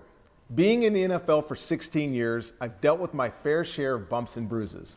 But typical ice packs never stayed cold long enough, were messy and inconvenient. HurtSkirt offers the same long-lasting treatment as ice does, but without the hassle. HurtSkirt uses no antifreeze chemicals, ensuring that panels freeze solid and stay colder for longer. Drop the ice, skirt the hurt. Use code BARBER20 for 20% off and free shipping at HurtSkirt.com. And we're back here at Keene, New Hampshire. The Nighthawks taken to the field. Is going to be the SwampBats up at the plate. Nighthawks sticking with Joseph Chambers on the bump. Due up for the SwampBats. going to be Nicholas Romano, the shortstop. The SwampBats already with a 1-run lead. The Nighthawks unable to scratch into that and tie up the game. Had a chance, unable to capitalize. Seems to be the story of the first 4 innings for the Nighthawks. Well, now you saw the Nighthawks play yesterday. Was it an instance of what we have right now where there just not really a ton of chances in those first 6 innings? Because, I mean, the Nighthawks scoreless through 6, and then they turned on the Jets. They shut out the Navs last night for their season opening win. Keene was the same way. They didn't score for the first 4. Yeah, I would definitely agree. I think it was, maybe getting a few people on base, but it was never really a true threat until that 7th inning. Kyle Neary sending it off. Traumer able to capitalize on that situation. So I think that's something that's going to happen here. They're just waiting for that perfect chance to start scoring. And Romano. Chambers deals that first offering, going to be a ball. That one close. Romano 0 for 5 yesterday. He struck out twice, but was making some decent contact in the first 5 innings.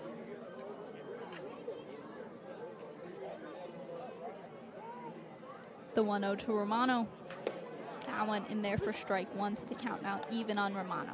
And he's choked up as well. He's got his launch pad thumb guard on that left hand. And again, making that adjustment to those wooden bats, it's a lot of trial and error here. For sure. Find your fitting. The 1-1 going to be fouled off into the catcher for strike 2 on Romano. Something that I enjoy. It's not just with the catchers, but with equipment and accessory equipment. Obviously, some of them are provided helmets. They can use those helmets if they want. But the catcher's equipment, it's all their school colors, and then like the arm sleeves, the wristbands, even sometimes the cleats are the colors of their school. So it's a little bit of a. I think it's nice. I think it's a good mix. Yeah, it's fun. Adds to the culture of the NECBL as the 1-2 swung on. McDougal going to make the toss over to Brown at first, so that's going to record out number 1 on the SwampBats. Due up for the SwampBats going to be Tupou, who recorded a double during his first at-bat, looking for some similar success here to really set the SwampBats in motion with maybe an insurance run. Yeah, and if Tupou can get on, then you have Zach Thompson, who is a concern for any pitcher after what he did last night. Put 2 home runs over the fence at Danbury just a night ago. And I like Tupou's batting stance here. He's very coiled on that left leg. Is the first offering to Tupou going to be grounded over to Brown at first. He's going to tag the bag to record out number 2 on the SwampBats. I was going to say this before this at-bat. The efficiency right now for Chambers is really top-notch right now. Is Peters probably, I would imagine they're going to pull him soon. He's already thrown around 75 pitches. And you look at the pitch count for Chambers, it's under 50 right now. So he's been very efficient through the first 3 innings of this game. Oh, for sure. And I have to imagine head coach Matt Paz is going to want to keep him in as long as he can. But as we mentioned, it is that balancing act of not wanting to burn out your arms too early in the season. A lot of these guys just getting back into throwing after their college seasons, as the first offering to Thompson's going to be in the dirt for ball 1. Zach Thompson, who wears number 8 for the SwampBats, a guy from LaGrange, Georgia, plays for the Mercer Bears in college. It's a college in Macon, Georgia. The 1-0. Swing and a miss for strike 1. And you can see that power that he's got. That was a big hack from Thompson. If he gets the barrel on that ball, that's going to get out in a hurry if he pieces it up well. I mean, as you said, he's a huge threat, getting 2 home runs last night. You can see that power behind his bat. It's just getting the timing right as the 1-1. That one's going to be nailed out into left field under it. With the catch going to be Neary, so that's going to record out number 3, and that's going to send us into the 5th inning. Due up for the Nighthawks, Joey Dwyer, Jack Spanier, and Nicholas Mazzata.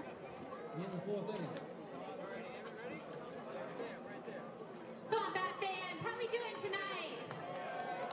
Oh, come on. I know you can be louder than that. SwampBat fans, how are we doing tonight? Is it our opening night? Yeah? Are we excited for a good season? All right, well, let's start it off with these kiddos. So they are going to hula hoop when I say ready, set, go. And we need you all to cheer them on. Can we do that? All right, let's do it. On your marks, get set.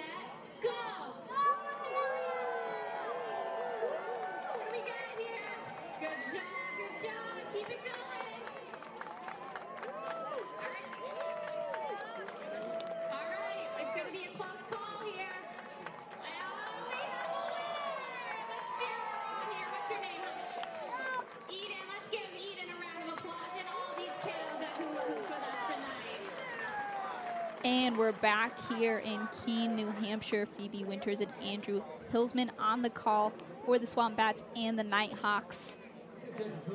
And a new pitcher for the SwampBats as well. It's the man from Louisville, Keene Vorster. So Vorster taking over for Peters. Going to try and continue to hold the Nighthawks scoreless and protect that SwampBats lead. The Bats currently leading by 1 run. Due up for them. For the Nighthawks going to be Dwyer, Spanier, and Mazzata.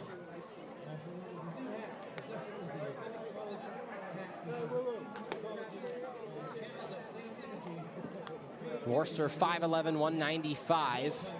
Heading into his sophomore year. Just finished up his freshman year at Louisville for the Cardinals.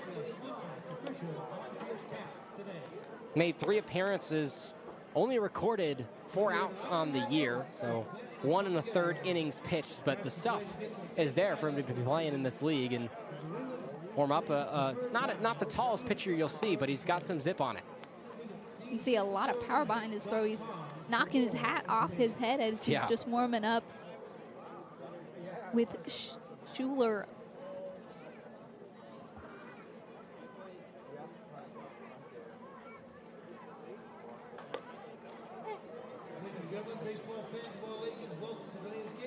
Now in between the half innings, we got to see some more fun here at Alumni Field, a hula hoop contest. Yeah, I think it's awesome. This league is about family fun. It's family-friendly entertainment, and it's great. If I were 6 and I was here with my parents, I think I would want to do that. Maybe not that, but the Dizzy Bat contest, I think I would get myself involved in, even though it wouldn't go very well for me. I can assure you of that.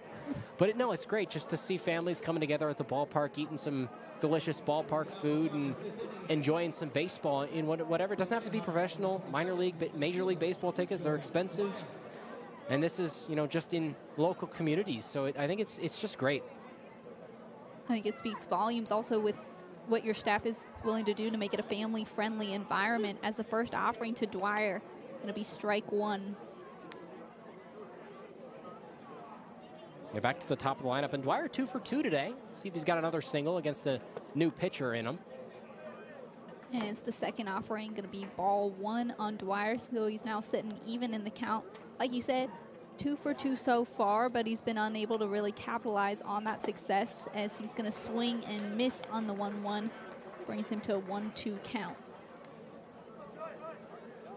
We saw a lot of that with Dwyer last night. He's been pretty good at getting on base, took a couple of walks as the 1-2 just misses for ball 2. Good plate discipline, like you said, getting deep into counts, and it's an advantage for the Nighthawks, even though they're down 1 in this game, to have a reliever out there for the SwampBats right now. And the 2-2 just misses for ball 3, so Dwyer now staring down a full count. He was walked 3 times last night, so maybe a bit of a deja vu moment for him here. Anything to really open up the scoring for the Nighthawks. The 3-2, did he go around? He did. So that's going to send down Dwyer and put the first out on the board for the Nighthawks, as Jack Spanier, the shortstop for the Nighthawks, going to step up to the plate. He took a walk during his first at-bat, going 0 for 2 so far this evening. Well, Joey Dwyer, who was 2 for 2, and Vorster deals the first offering to Spanier. That one's going to land just in front of the plate. Looks like took a bounce. So that's going to be ball 1 on Spanier. The thing about having a 3-2 count as a pitcher, you can do a lot, and the batter knows what you've done previously in that bat. It's a great block from Skyler there. There's 2 in the dirt, but the thing about having that 3-2 count, Vorster used his fastball a lot earlier in that bat, and the 3-2 strikeout pitch was an off-speed pitch that Dwyer was early on and tried to check his swing, but was too late, and Skyler applied the tag for the first out. So really good pitching from Vorster. The 2-0, that one directly over the plate for strike 1 on Spanier.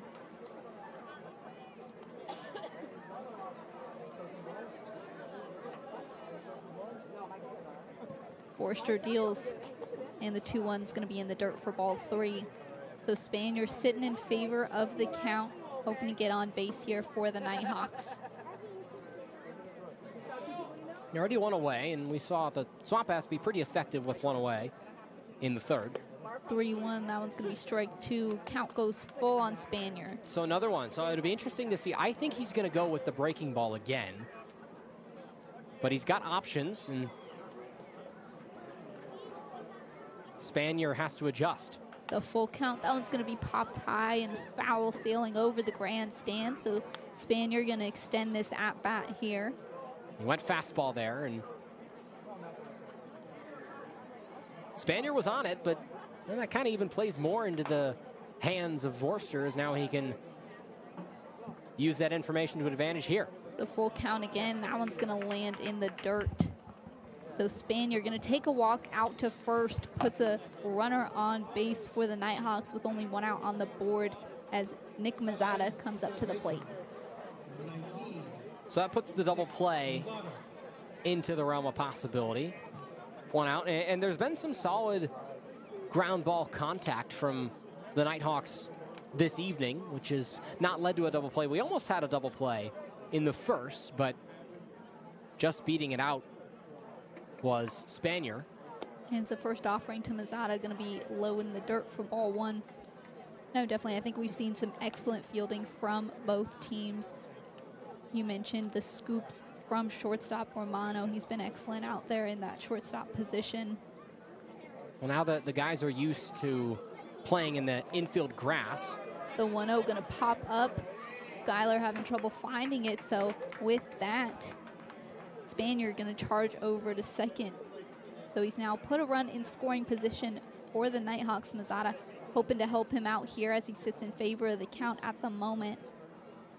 And that'll be a wild pitch on Vorster, and Skylar will go out to talk to him. But with runners in scoring position, Keene has kind of upped their game defensively so far in this game, Phoebe. No, definitely. I think the Nighthawks have kind of struggled to capitalize on those scoring opportunities. Like I mentioned last night against North Shore, it did take a while for the scoring to happen. They didn't score their first run until the 7th inning. They actually didn't get their first hit until the 7th inning, so definitely a lot of improvement here coming into the second game. As the 2-0, that one's going to be low for ball 3. Spanier for Upper Valley, a very well-rounded guy, but a guy who stole 11 bags this season at Minnesota. So he's got the speed, but I don't think he's going to try and take third against Skylar. The 3-0, that one's across the plate for strike 1. So Vorster starting to fight back against that hitter's count.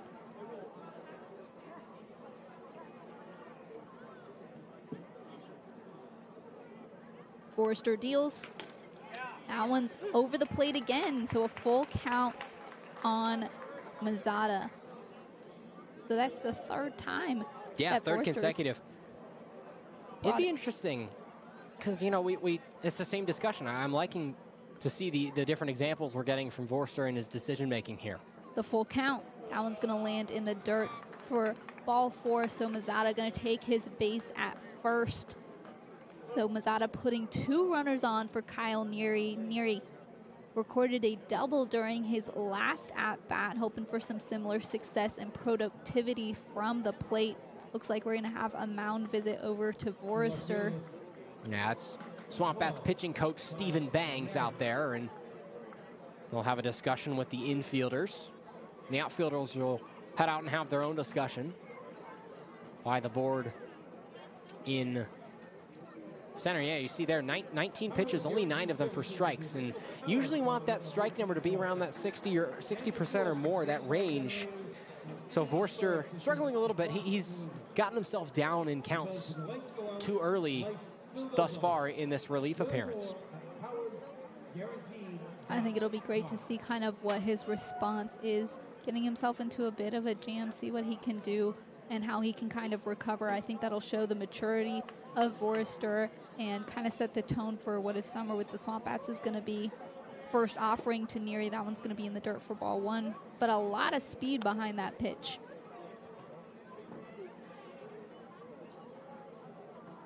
He's got the velocity. There's no denying that. The 1-0 to Neary, swing and a miss, so that's going to be fouled off for strike 1. Looks like the Bats have the left-handed pitcher James Lordeye from The University of Central Florida warming up in their bullpen. 6-foot left-hander. The 1-1. That one's going to be popped foul for strike 2 on Neary. Neary late on that fastball. So 2 heaters in a row from Vorster, and a more favorable count for the pitcher than we've seen thus far in this inning.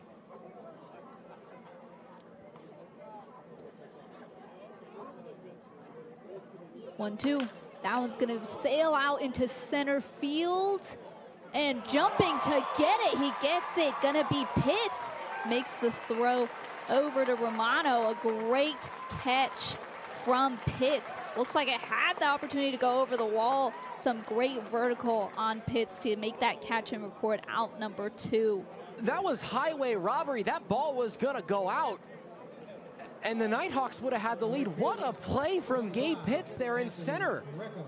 Unbelievable. We've already seen some fantastic plays today in the field. That might have been the best of them all. I mean, it just keeps getting better. What a play from Pitts. The first offering to Greco. Gonna just miss for ball 1. Now Pitts is only 6 feet tall. He definitely extended himself to 7 feet there with that he vertical. got up for that, that's for sure.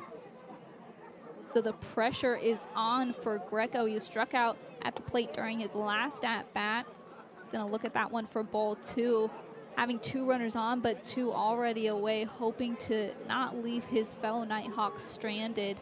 Again, Upper Valley still sitting a run behind the SwampBats. Would like to make this a more competitive game, as the 2-0 is going to be low for ball 3. Yeah, lone outside, and Vorster, another 3-0 count. You're through the heart of the order, but Greco, you know, has struggled from the plate today. The 3-0. That one. Ooh. Greco was walking towards first, and but that one was definitely a strike that over was the there. plate. Yep. Greco with that gold bat. Tim Barrett said, hey, pop back in the batter's box, that's a strike. So 3-1. The 3-1. Swing and a miss for strike 2. So now Greco sitting in a full count. Bit of a deja vu moment for Vorster. Seeing a full count once again, this time with 2 outs on the board. Skyler telling his infielders to make the play at first here. The money pitch. That one's going to be nailed out into center field, but once again with the catch, and out number 3 going to be Pitts. So the Nighthawks still scoreless as we head into the bottom of the 5th. Due up for the SwampBats going to be TJ Skyler, Ryan Foodie, and John Malone.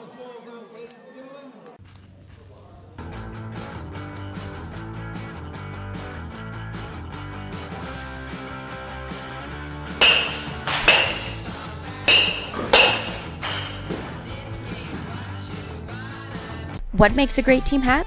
It starts with a Z. For decades, Zephyr has been making the most iconic headwear in the game, trusted by teams, colleges, and pros. We cut out the middlemen and work directly with our manufacturers, so you get top quality, fast turnaround, and prices that make sense. From bold designs to unbeatable fit, Zephyr hats are built to match the quality of your team, right down to the last stitch. Zephyr Team Headwear, born from experience, built for teams that stand out.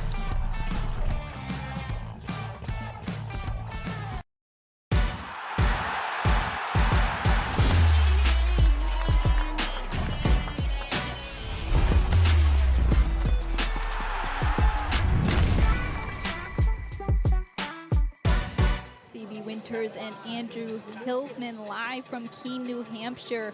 The SwampBats still leading 1-0 over Upper Valley as we head into the bottom of the 5th inning. And a new pitcher, it looks like, for the Nighthawks. Going to be number 14, Charlie Jones, 6'4", 230. He's a right-handed pitcher from Rockmart, Georgia. Going into his junior year at University of West Georgia. This past season, he threw 15 innings, 19 strikeouts for a 3.60 ERA. Now, I got a chance to catch up with Charlie Jones before their first game against North Shore last night, and he showed me he has what he calls his $100 bracelet.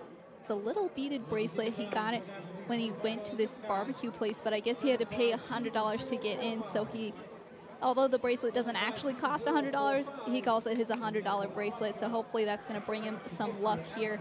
He's also donning a neon green shark-shaped silly band. Huh. I like the wristband creativity amongst athletes. I think it's fun.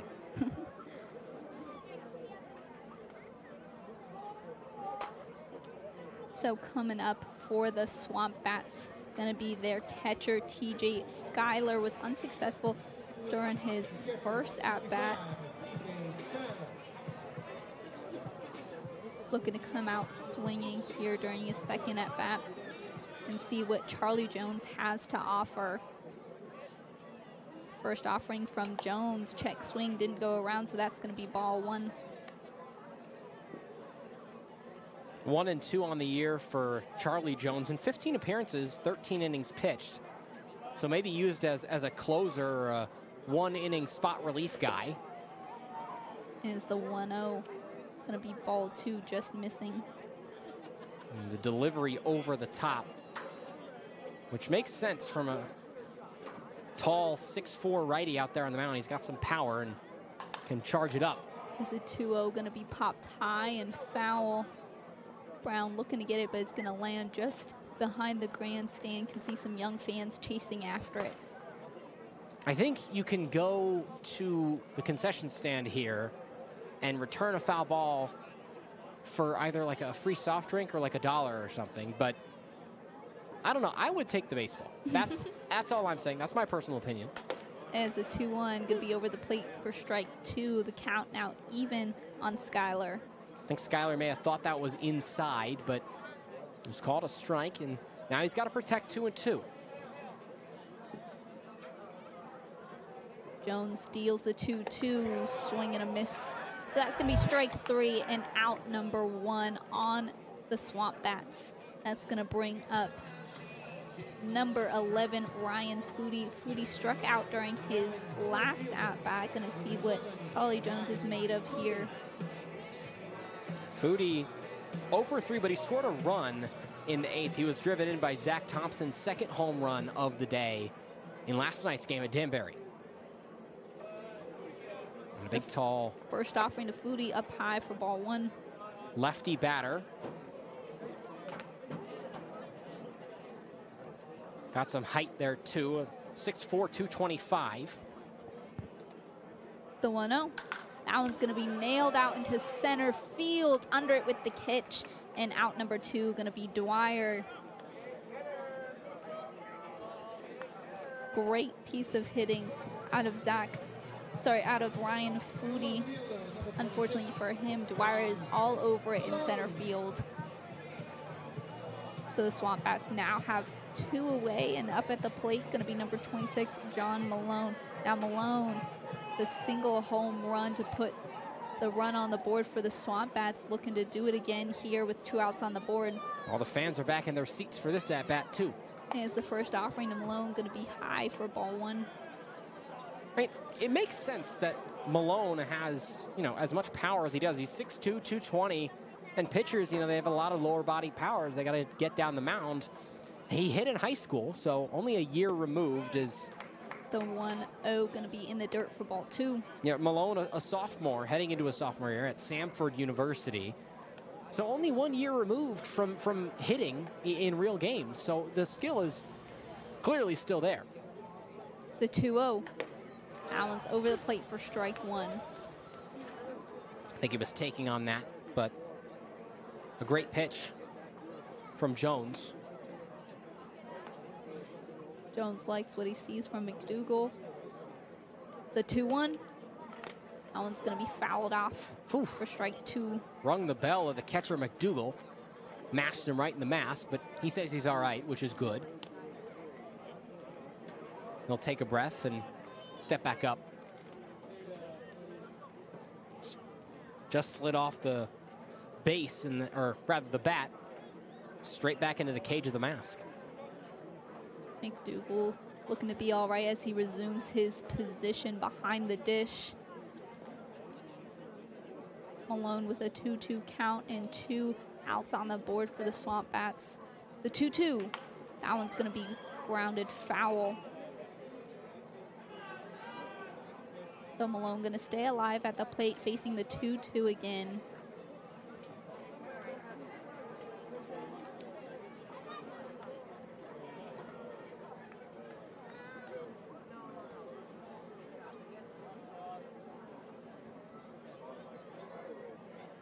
Jones kicks and deals the 2-2. That one's going to be in the dirt for ball 3. It's a great take from Malone, and he's looking for his pitch, but he knows the most important thing is just try and keep this inning alive. Jones getting himself deep into counts right now, so that's helpful for the SwampBats.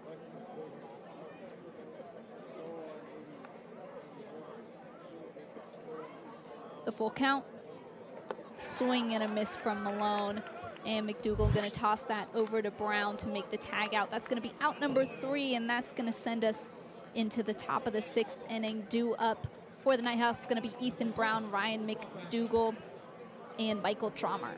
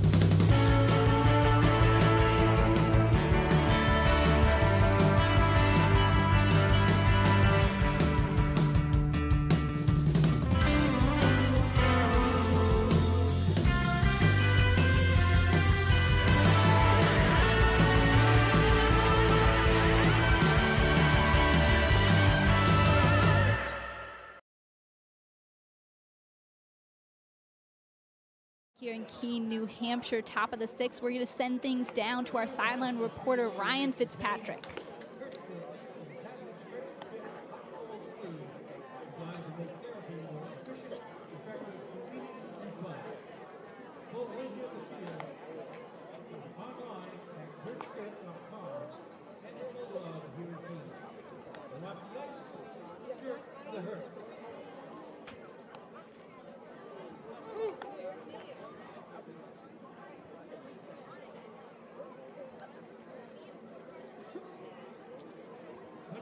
Mobile chiropractic has practiced with SwampBats to help our team reach their peak performance on the field.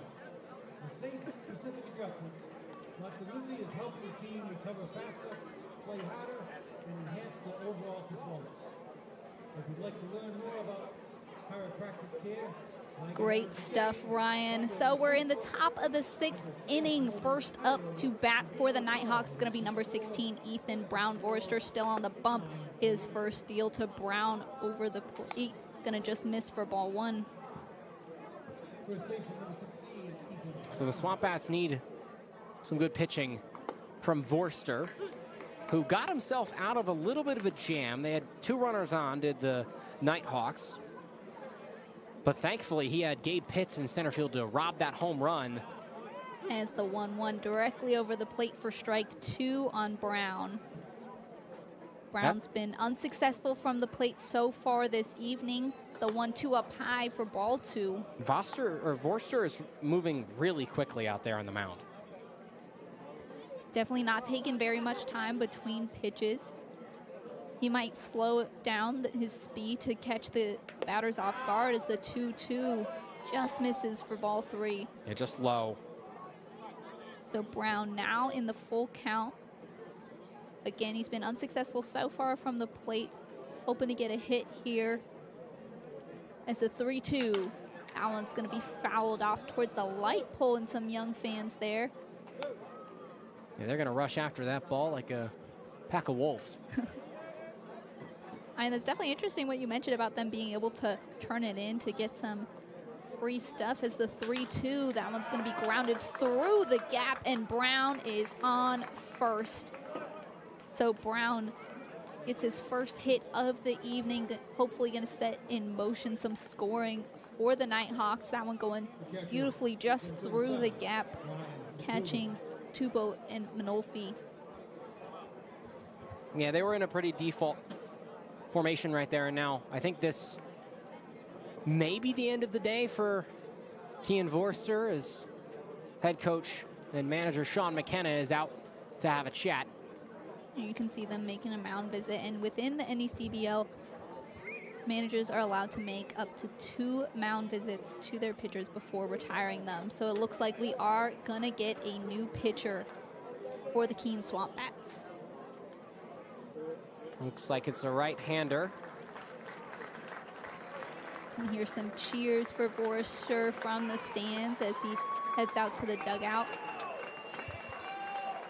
I think this is Ben Dean, who comes, Keene's very own Ben Dean. He goes to the University of Dayton, but his hometown of Swansea, which is just south of Keene, so one of the town's very own. So the SwampBats fans gonna get to look at him for the first time in 2025.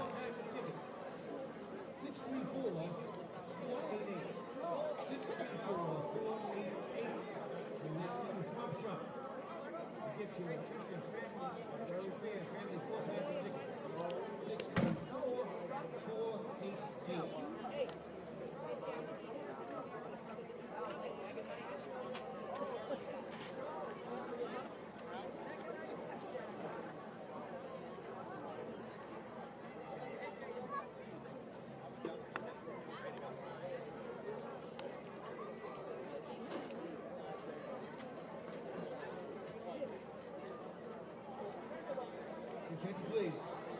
Now pitching. The SwampBats from the University of Dayton. Swansea, New Hampshire. Number 9, Ben Dean.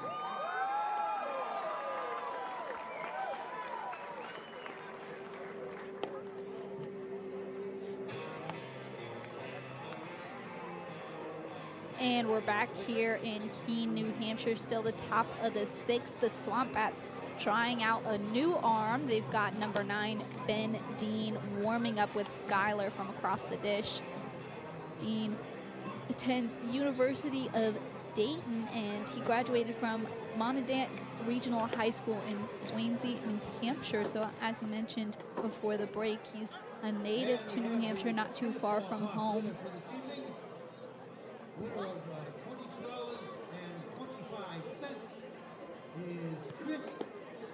Now, the Nighthawks have Ethan Brown aboard first, hoping to put their first run into play here in the top of the 6th. We mentioned that last night against North Shore, it did take till the later innings for the Nighthawks to get the scoring started. Could be a similar story here.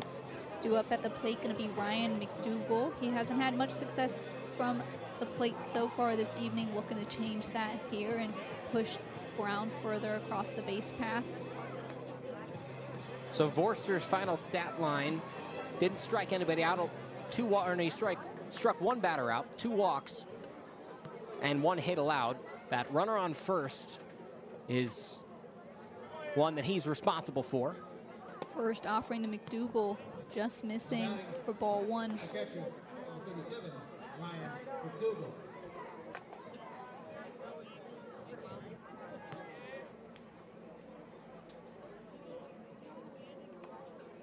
The 1-0. That one's going to be low for ball 2.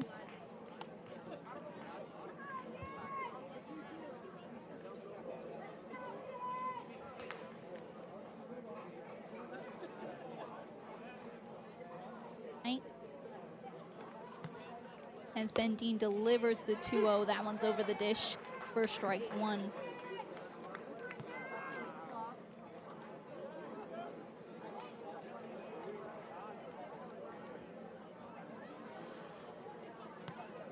The 2-1. That one's going to be grounded through the gap, scooping it up. Going to be Manafoli in his throw down to first. Just off target. Yeah, pulled him off the bag. Not much Romano could do about that. Had to go and grab the ball. Just barely pulled his shortstop off the bag, and everybody's safe all around. So the Nighthawks now have Brown in scoring position at second and McDougall over at first. Coming up to the plate, going to be number 32, Michael Trommer, the Nighthawks designated hitter. Was struck out during his previous at-bat. First offering over the dish for strike one.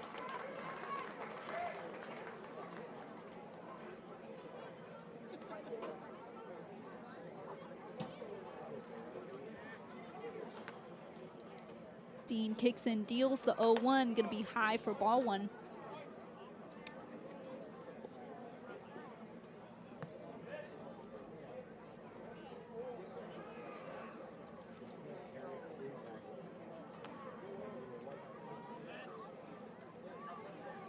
The 1-1 to Trommer. That one's going to be a little high for ball two.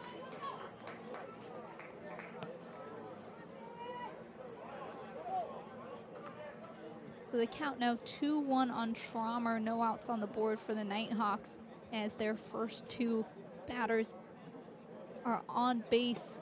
The 2-1 going to be in the dirt for ball three. Trommer now sitting ahead in the count. Ben Dean, maybe a little bit of just some settling in still to do. But none out, and this is the best chance that the Nighthawks have had to put some runs up on the board all evening. Dean delivers the 3-1, and that one's going to be in the dirt for ball four. So Trommer going to trot out to first. He's now loaded the bases for their 9-hole. A.J. Bratz. Bratz recorded a hit during his first at-bat of the evening, looking for some similar success. And he'll need it. A hit would drive in a run and at least tie the game. It would probably put the Nighthawks up by one with runners on all bags. That's right, Brian McDougall representing the go-ahead run as the first offering to Bratz going to be outside for ball one.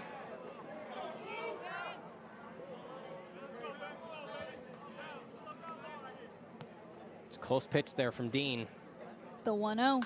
That one's going to be popped over his head to Manolfi, who's going to flip it over to Romano. The throw down to first, not coming in time. So Bratz going to take his base at first, but not before the SwampBats get rid of Trommer. Run comes in to score, though, so we got a tie game here. Brown able to scratch across the Nighthawks' first run off that play from Bratz, and now McDougall representing the go-ahead run at third. Hoping to capitalize on this situation is Dwyers. Dwyers was struck out during his previous at-bat. He now has runners on the corners and a tie ball game ahead of him. First offering just misses for ball one.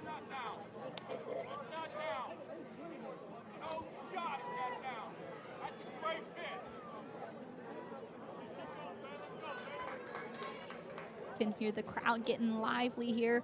The 1-0, runner's gonna go to second, and Bratz escapes the tag out as that ball just bounces away from Romano. A really intelligent play. Manolfi couldn't pick it out of the grass, but Romano ran up behind him and cut the ball off. Otherwise, that would have scored McDougall from third, but a smart play to save a run by Nick Romano right there. The 1-1 to Dwyer, swing and a miss for strike two.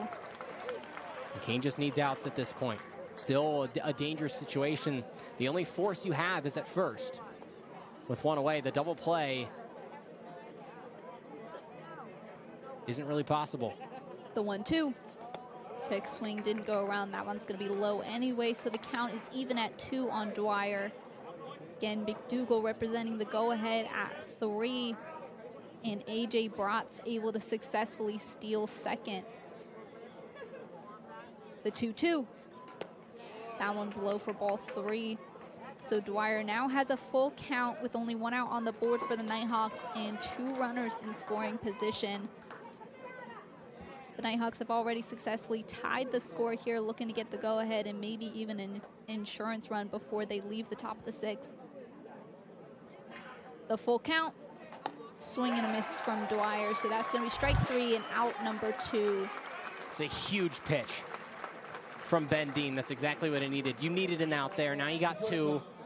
Any out will prevent any further runs from scoring, but Jack Spanier He's drawn 2 walks. A walk doesn't kill you here if you're the SwampBats, but it certainly doesn't help.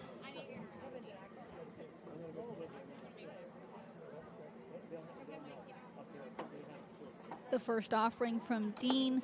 That one's over the plate for strike 1. You can hear some resounding cheers coming from the grandstand here at Alumni Field. Yeah. Dean starting to find his groove, maybe. We've seen the Nighthawks threaten already as the 0-1.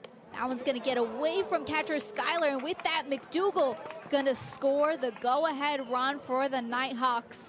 The Nighthawks now have the lead, 2 outs on the board, still have a runner aboard third, and the count is 1-1 on Spanier. Yeah, a wild pitch from Ben Dean, and just maybe spun off his fingers a little too early, a little earlier than he would have wanted. Now the Bats will have some work to do when they come up to the plate in the bottom of the 6th.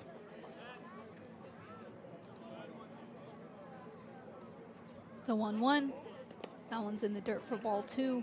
That's a good pick from Skyler to keep it in front of him.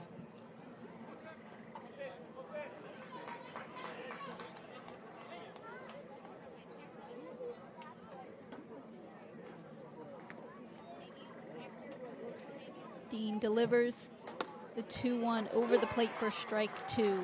The count is now even on Spanier. It's a high leverage situation for everybody right now. Runner on third, 90 feet away from scoring. Upper Valley already up by 1. Dean needs to get out of this. The 2-2 to Spanier. He's going to ground that over the pitcher's head. It's scooped up by Romano. An easy throw over to Tupou at first, so that's going to prevent the Upper Valley from scoring the 3rd run. Upper Valley takes the lead as we head into the bottom of the 6th inning when the SwampBats have a chance to respond from the plate.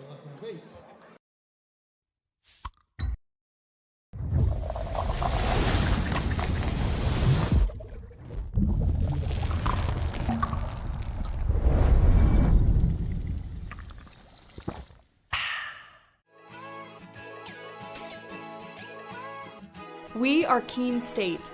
Here, we believe that everyone is welcome and anything is possible. Look closer.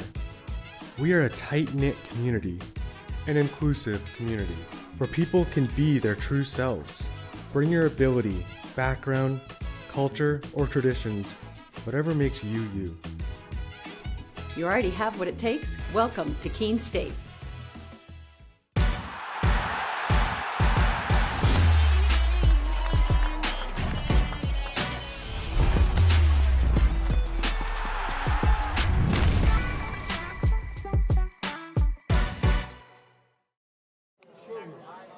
We're back here in Keene, New Hampshire. The Upper Valley takes the lead after a wild pitch from Ben Dean. Ryan McDougal, the catcher for Upper Valley, able to score the go-ahead run. Looking to protect that lead from the bump is Charlie Jones. He's a right-handed pitcher out of Rumson, New Jersey. He was actually ranked the 5th right-handed pitcher coming out of New Jersey by Perfect Game. First up at the plate for the Keene SwampBats, gonna be number 19, Pablo Spielman Rodriguez. He was struck out during his first at-bat this evening, looking to change his tune and maybe bring the SwampBats back ahead of Upper Valley in the bottom of the 6th. Well, this is a much closer game for the Bats than they had last night. This is the first time that they're trailing in a winnable game. Last night, it got out of hand really pretty early, all things considered. So only down by 1. You've got plenty of outs to work with. You got 12 outs to work with. Not insurmountable at all, but it's got to start here if you're the SwampBats. So here we go.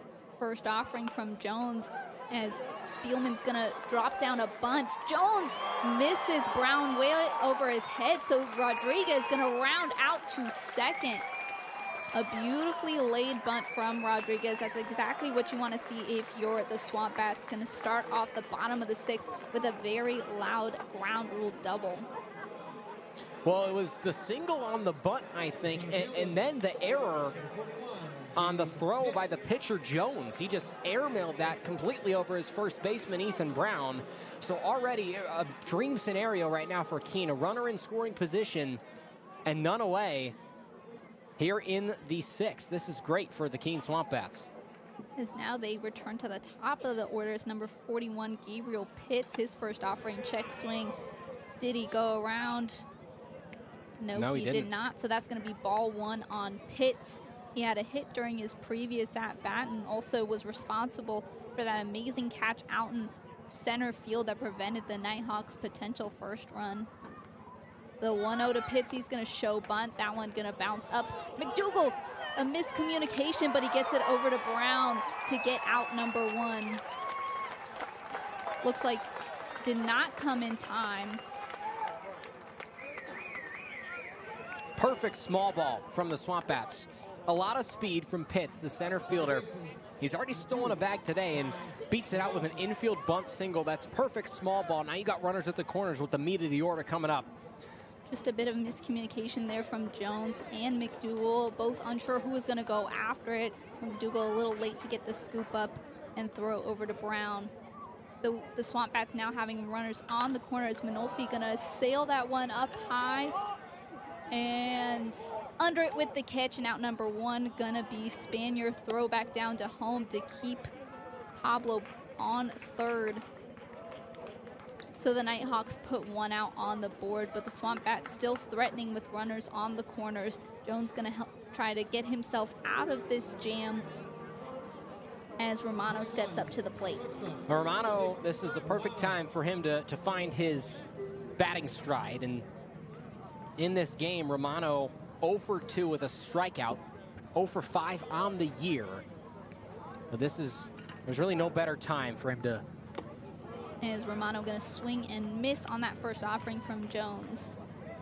He saw it out of the hand, just dropped the barrel a little low, and that'll happen when you're trying to put a charge into one, which is always a possibility here. Short The 0-1 dimensions. as the runner's going to go to second. That one flying out into right field. Under it with the catch, going to be Greco. He's going to try and make the throw down to Brown, but not before another SwampBats run scores. Pablo represents the tying run for the SwampBats, who now have the chance to regain their lead. He'll here still have a runner on first. And with Chandler Tupou up to the plate, who had that double off the wall in the 2nd inning, it's a perfect time. We got a tie ball game here in Keene, New Hampshire. Setting up for a really solid finish, I tell you.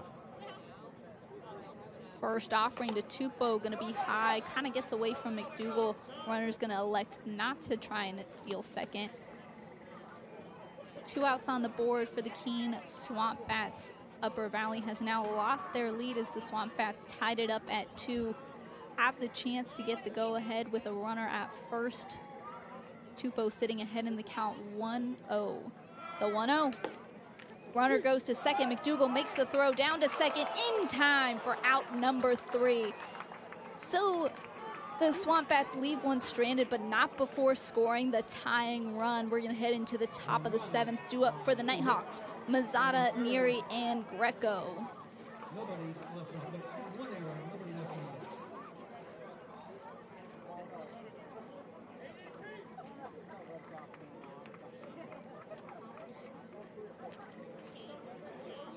Fans, we'll let you know that the snack bar will be closing after the bottom of the 7th inning, after the bottom of this inning. Yeah, Michael.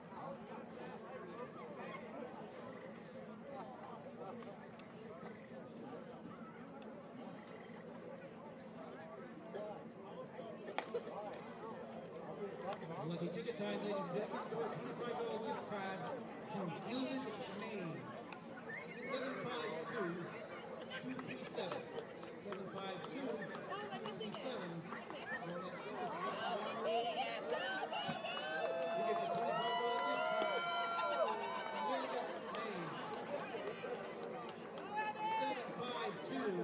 752-237. Okay, here we go. 3 innings left to go in Keene, New Hampshire, as the dash in the grass, a tradition here at Alumni Field, where one of the ops interns is chased by a bunch of rambunctious children from the left side to the right side of the infield. On the baseball diamond, we've got a new pitcher in for the Keene SwampBats, the Indiana man, Aiden Decker-Petty, a 6'5", 200-pounder lanky right-hander out of Newcastle, Indiana. Decker-Petty was rated as the 149th right-handed pitcher nationally by Perfect Game, and also tagged the number 6 overall recruit and the 4th right-handed pitcher coming out of Indiana. There's some solid baseball in the state of Indiana. I've seen this guy play at IU, and this is a battery that you've seen plenty of times if you're a fan of Indiana baseball. Aiden Decker-Petty on the mound, TJ Schuyler behind the plate. These guys know each other very, very well. There's not going to be much miscommunication between these two as long as Aiden Decker-Petty's in the game. That is definitely a huge advantage in summer baseball, especially in these early games, being able to know who you're throwing with very well and have that experience from playing with them at school. Definitely gives you a huge advantage over these guys that are really just getting to know each other. First batter of the 7th is Nick Mazzata. Mazzata was walked during his previous at-bat. And there's a good pitch for a strike from ADP. Keene again searching for their first win of the year. Upper Valley looking to stay undefeated. A righty-righty matchup. Decker-Petty, a slider that popped out of the glove of Schuyler.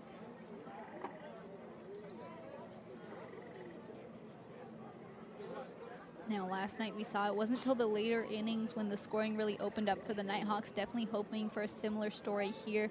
We're able to get 2 on during the top of the 6th. And hoping to get a couple more after the SwampBats scored that tying run in the bottom of the 6th. Definitely a competitive game here in Keene, New Hampshire. Decker-Petty, who usually has a tall leg kick, using a slide step here. Throws this one a little errant. And the tall right-hander wearing number 20 for the SwampBats. He wears number 55 at Indiana. And a 3-1 count. Has to have a strike here. And Mazzata takes inside, ball 4. So leadoff walk for Nick Mazzata, his second walk drawn of the day. He's 0 for 2 with 2 walks. That brings up Kyle Neary, 1 for 3, I should say, with a double in the 3rd. Neary has definitely shown to be one of the strongest hitters in this Nighthawks batting order so far in the season. Only been 2 games, but as you mentioned, had a double earlier this evening. Opened up the scoring last night for the Nighthawks. Decker-Petty's first offering to him is low.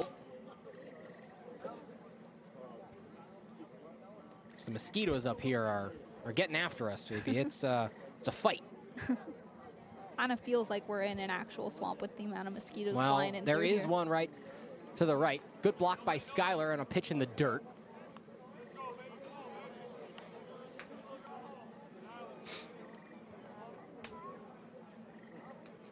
It's fighting a losing battle against these guys, I tell you. Not much you can do. Well, I know the Nighthawks will be up here many times this summer, so I'm definitely going to have to add Bring bug spray. Yep, that's definitely on the list. Third offering in the at-bat, a strike from Decker-Petty. ADP, a guy who can light up the radar gun. He's a low mid-90s guy with a tall frame, 6'5", 200 pounds. Runner off of first is Mazzata. Foul tip into the backstop in the netting. Runs it to 2-2. The thing with Decker-Petty is he struggled with efficiency at times in college, but had his summer ball in St. Cloud with the St. Cloud Rocks in Minnesota last year. He was efficient, 4.01 ERA in 24 innings pitched. So against the Wood Bats, he's been very good. A breaking ball, yes, he did. And a swinging strike. And down on strikes goes Kyle Neary. Home plate umpire Tim Barrett saying he did go around. So 1 away here in the top of the 7th. First strikeout for Aiden Decker-Petty of the season in his first appearance. So now at the plate is Greco. He has an interesting little ritual. You can see him circle the plate with the tip of his bat before he assumes his batting position. Swing a foul tip back for ADP. Anthony Greco 0 for 3 and has been the inning ending out twice today. Hoping for a different story here with this at bat, having a runner on for the Nighthawks. Swinging a high fly ball. Shallow right field. Foodie moves in on it. He lost it in the sun, and that'll get down. He lost it in the sky, and that's going to get down. I was going to say, the sun is definitely set. Yes, it is. Maybe it was the lights that he lost it in, but he had his hands up in the air. He didn't know where that ball was. And it's a single with one out for Anthony Greco. He gets on base for the first time today. As you mentioned, a very shallowly popped up ball, but a stroke of luck for Anthony Greco as he's now put 2 runners on for the Nighthawks with only 1 out on the board. They now have the go-ahead run at second and Ethan Brown at the plate. And Brown, who scored the first run of the day for the Nighthawks in the 6th. Decker Petty throws his first pitch low for ball 1.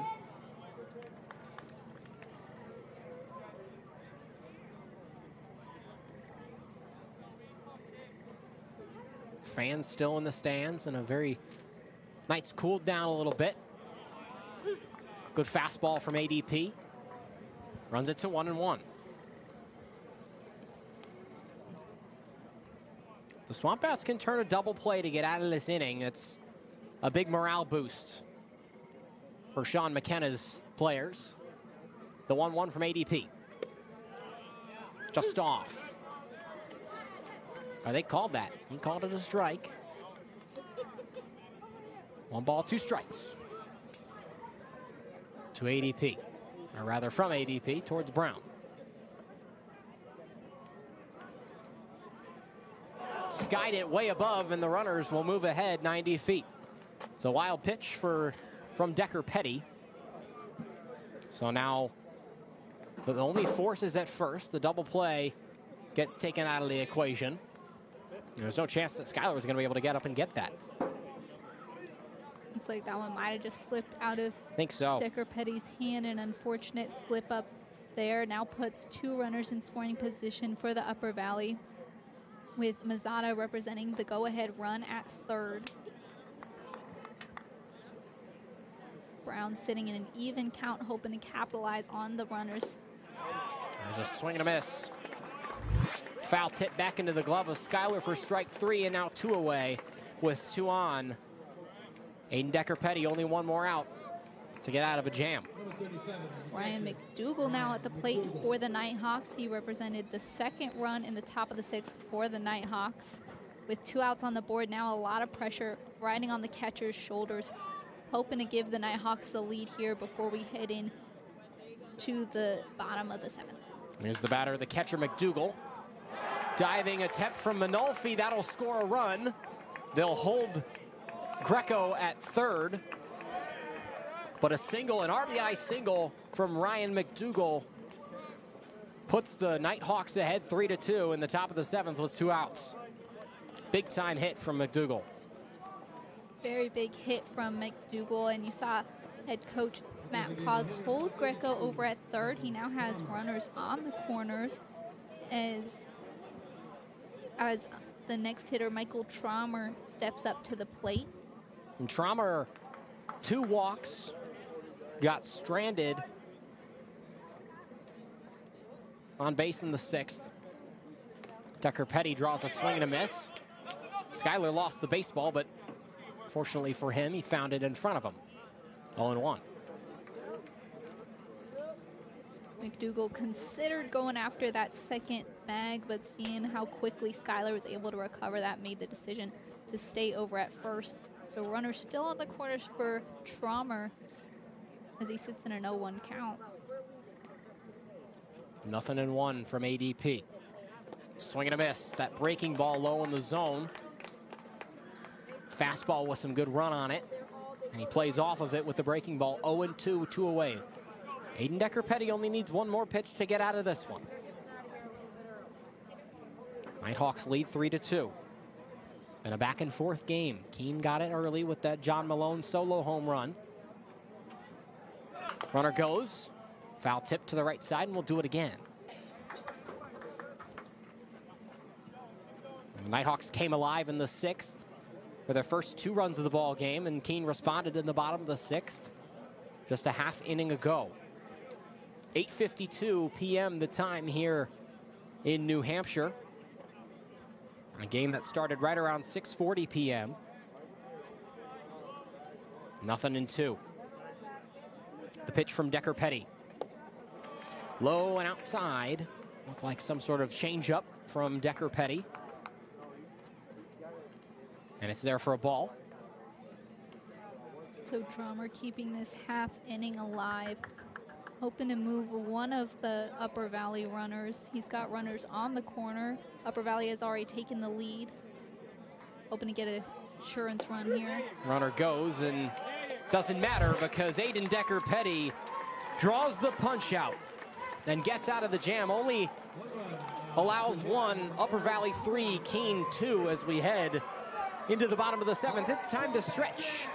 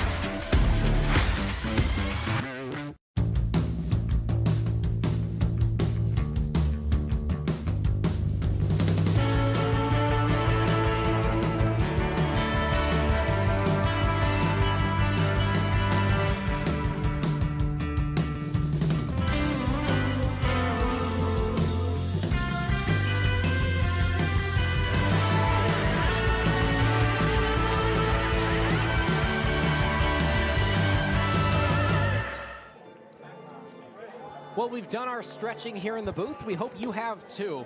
3-2 is our score of this ball game here from Alumni Field in Keene, New Hampshire. And a new pitcher out on the mound for the Upper Valley Nighthawks. It's Sean Davis, the lefty from Iona College. Phoebe, what do we know about him? Well, we know that he didn't play in 2024, but he made a huge jump of improvement, going from a 15.7 ERA during his freshman season to 3.94. He tossed 29.2 innings this past season, striking out 26 for that 3.94 ERA. With live lefty arm out there in his warm-ups, and his first challenge will be Chandler Tupou, who was at the plate when Gabe Pitts was caught stealing, trying to nab second to end the bottom of the 6th for the SwampBats. You come to the ballpark on opening night, and you've been treated to some excellent baseball thus far. Back and forth game, all you could really want. It's 3-2. The Nighthawks have 3 runs on 7 hits. They've committed 1 error thus far. The Keene SwampBats, the home team, 2 runs on 5 hits, and they have also committed a singular error thus far in this one. Phoebe, these last 3 innings, it's really anyone's game. It's a 1-run game, but it's so close, and these teams have gone back and forth. This is an even matchup. I think this is going to be an exciting matchup. Divisional rivals, we're going to see this a lot during this season. Oh, definitely. I think seeing the scoring really come alive in these later innings, you're seeing a more competitive game. I think the Bats have really dusted off the rust, and they're getting ready, and we're seeing a lot more scoring here. So I think it's going to be a fun one here to see what happens. And as you mentioned, being Northern Division rivals, we're going to get to see this matchup quite a bit throughout the season. Pop-up foul behind the plate. Ball and a strike to Tupou. Chandler Tupou plays at Charleston Southern University, hails from Issaquah, Washington. Was the only player in 2024 for the Buccaneers to play in all 54 games. He started 51 of those. The 1-1 runs inside and hits him in the right shoulder, and he'll take a free pass to first base. Maybe not exactly how he wanted to get on base, but a base is a base, especially with the SwampBats sitting behind by 1. At this point, I don't know if he cares too much. I think he'll take one for the team. As the old saying goes, hey, they got ice, so he's going to be all right. Hopefully Davis is able to kind of recover from that. I mean, this is his first inning pitching for the Nighthawks this season. So bit of a rough start, but hopefully he can shake that off and continue to throw it over the plate. Late on the fastball as that goes off the light fixture in right field. The kids will run after that ball, and there's a free souvenir again. Batter is Zach Thompson, who, like we mentioned earlier, 2 home runs at Danbury yesterday. He's 0 for 2 in the game today. The Nighthawks been very efficient in their pitching, as this is only the 3rd time through the order for the SwampBats, and we're at batter number 5 as it's 1-1 to Thompson. It was a similar story last night. The Nighthawks only using 3 arms out of their bullpen, being very efficient with the pitching. And there's another ball, 2-1.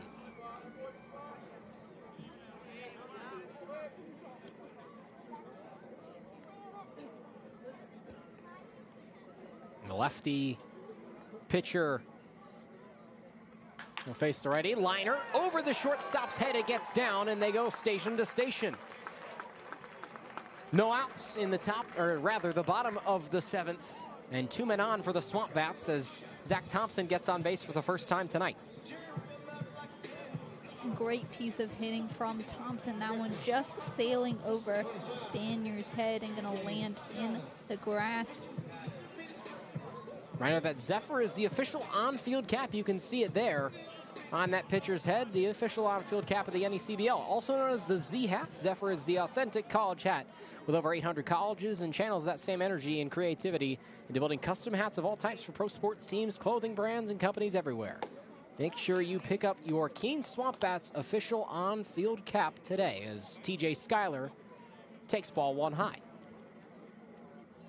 I noticed as I was walking into Alumni Field, you guys have a stand with the Zephyr Keene SwampBat hats here at the field. So that's an awesome opportunity for Alumni Field fans. Got to get that merch as soon as you get in. There's a great selection of merchandise here at Alumni Field. 2 runners on for the Bats. Tupou on second, Thompson on first, and this is TJ Schuyler, the catcher, who's hitless this year thus far for the SwampBats. Still has plenty of time to record his first hit. Played 36 games for the Indiana Hoosiers this season. He hit .250 with 17 runs batted in, 2 home runs. High fly ball into the night sky, shallow right field. In on it is Greco. He makes the tag, and the runners stay put. 1 away, bottom of the 7th here in Keene, New Hampshire. SwampBats also charging over to get that great communication from Greco to call him off and make the snag to record the first out of the bottom of the 7th inning. Ryan Foodie up to the plate. The lefty first baseman playing by trade. He's playing right field today. Hails from Tappan, New York. Transferred from Charleston Southern University. There's a foul ball hot off the bat to the left side and makes it 0-1. He played with Chandler Tupou in 2024 on Charleston Southern, so those 2 were teammates. Now they're teammates again on the Keene SwampBats. I think it's always so nice when these players have connections to each other outside of this summer ball team. I mean, it shows how small the baseball world is, really. Foul tip back into the glove, dropped but a strike anyway. 0-2 with 1 away. Bottom 7 in Keene. You're right, it's good, especially in the era of the transfer portal, guys going everywhere and moving around. They get to play in the summer sometimes with old teammates that they might not be going to school with anymore. I think it's always nice to see a familiar face. Good foul tip from Foodie. He stays alive at 0-2. Readjusts his batting gloves.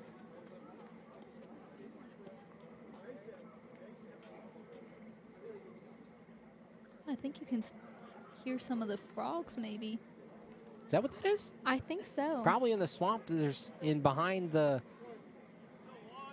grandstands in the right side of the stadium. Might just be 0-2. High ball 1. Good pitch. Tried to get Foodie to chase on the high fastball. It looks like a cookie to incoming hitters, but it's a tough one to lay off of. Foodie did so successfully. 1-2, 1 away. 2 runners on for the SwampBats. High pop up, and it'll go foul. Good job from Foodie running the pitch count of the pitcher Davis up in this one. Davis, no doubt, getting a bit frustrated with this at-bat, hoping to get it over with and maybe record that second out on the SwampBats to get rid of the threat on the first and second base. 1-2. Hit high into the night sky, left field corner. Under it is Neary, makes the play, and again, the runners will have to stay where they are at first and second, 2 away in the bottom of the 7th. So good pitching from Sean Davis on the bump right now for the Upper Valley Nighthawks. 2 away in the 7th. Great work from Davis to get command over Foodie, but now he's faced with a very tough bat from the Keene SwampBats. John Malone had a single home run to score that first run for the SwampBats. And of course, Tupou representing that tying run over at second. John Malone, if he can come up with another home run here, that would be the play of the game thus far.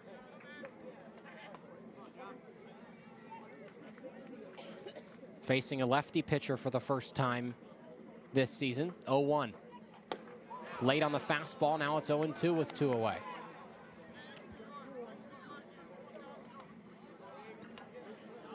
This next pitch could be huge for Davis with 2 outs on the board, and now Malone in an 0-2 hole. This could shut down the SwampBats and protect the Nighthawks lead.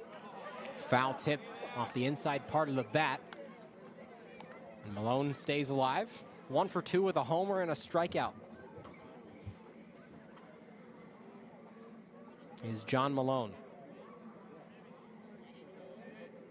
Another 0-2 on its way. Called strike 3.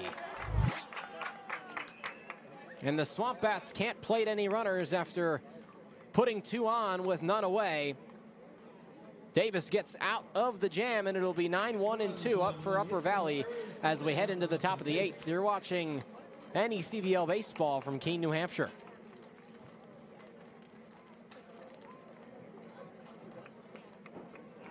Thanks, Representative Larry Pickett from Keene. He never gave up on the dream to start a lottery in New Hampshire. His legislation became law in 1964. 1964, with New Hampshire being the first legal lottery in the United States. SwampBat fans, Fidium Private Wisdom is bringing Kids Beads to Keene. Fidium is a different kind of internet player. You get your very own dedicated connection that delivers the same ultra-fast upload and download speeds. Plus, you're going to love this. There's no contract to tie you down and no hidden fees to trip you up. You get oodles of bandwidth to power all your TVs, laptops, smartphones, and smart home devices, all at the same time. Well, there you see a shot of the light fixture. Our camera operator Ryan Goodwin on that, and all those bugs swarming around what they think is the sun, but they're silly and they don't know what they're looking at. But just to prove my point, it's a battle. There's a lot of bugs in an area with a lot of trees, beautiful wildlife, beautiful part of the country here in New England. But with that comes bugs in the summer months. So there's your look at them. I do agree, though. I think this part of the country is definitely beautiful. I don't know about you, but this is my first time up in the New England Same states. here. Yep. What has been your experience so far? It's been beautiful. The thing that strikes me the most, and maybe this is just a total Midwesterner thing to say, it's the interstates. Because in the Midwest, I don't know if you've been, but all the interstates are boring. There's no trees around them, and they're all flat, and all you see is cornfields to an extent. Here, there's a lot of hills, undulations. You're seeing trees, some mountains. It was fun to drive up here, that's for sure. So, well, very different, beautiful part of the country. Bunt gets laid down, and Skyler is right on it as it went off the top of the bat. 1 pitch, 1 out as Anthony Bratz is out on a pop out to the catcher, TJ Skyler. Now, I actually haven't been to the Midwest, but I do agree with you. I think the The highways coming up here were definitely very beautiful. I spent most cool. of my 10-hour drive going through rural New York. Yeah. But that area was so gorgeous, seeing all those trees. I definitely wanted to stop, slow down, and take some pictures. But, of course, I had somewhere to be. That's right. Decker Petty still out on the bump, and he's been more efficient thus far. 2 pitches and 2 strikes, already 1 out. We're in the top of the 8th. The SwampBats trail by 1. Is the 0-1 from ADP. Another strike. A little bit of break on that one. And the tall, lanky right-hander from Newcastle, Indiana. There's James Lordeye warming up in the Keene SwampBats bullpen. And the 0-2 from Decker Petty. Swinging a foul to the right side. Out of play. Now the Nighthawks leading by 1 at the moment, hoping to get a couple of insurance runs as we head into the final innings of this game between the Keene SwampBats and the Upper Valley Nighthawks. The 0-2. Foul tip again. Whoa! Right back towards head coach Sean McKenna. And Ryan Fitzpatrick is over there. He's shielded by McKenna, and McKenna's there. He's not phased. Doesn't even have his helmet on. Hitting coach Casey O'Brien does. Stephen Bangs doesn't, but I think he just hit a chair. 0-2 again with 1 away. Swing and a miss, strike 3. Got him with the off speed. So that's going to be the 3rd strike of the evening for Dwyers. Started off very strong with 2 back-to-back hits. The 4th strikeout of the outing for Aiden Decker Petty. Now Spanier has drawn 2 walks so far this evening, hoping to keep this half inning alive for the Nighthawks. Looks at a strike. Decker Petty's humming out there. Gets the ball back from his college teammate TJ Schuyler and right back into his motion. Slide step, pitch, just outside a breaking ball that missed the outside edge. Your final attendance number for the Keene SwampBats here on opening night, 1,675 through the doors here at Alumni Field. Pretty good number. Another called strike from ADP. That is a huge number and definitely very encouraging for the Keene SwampBats making their home debut tonight. Well, you saw how full those stands were at the start of this game. It was a sight to behold. The 1-2 from Decker Petty. Appeal down to first. And they'll say that Spanier checked his swing. Makes it 2-2. 2's wild on the scoreboard out in right center field. Grandstand was definitely very full at the start of the game, but a lot of SwampBat loyal fans sticking it out here. 2 balls, 2 strikes, 2 outs. Aiden Decker Petty delivers. Called strike 3. Decker Petty. 2 strikeouts in a row and 5 on the night. And the SwampBats still trail by 1 as he's pumped up walking off the mound. Middle of the 8th, Keene trails by 1.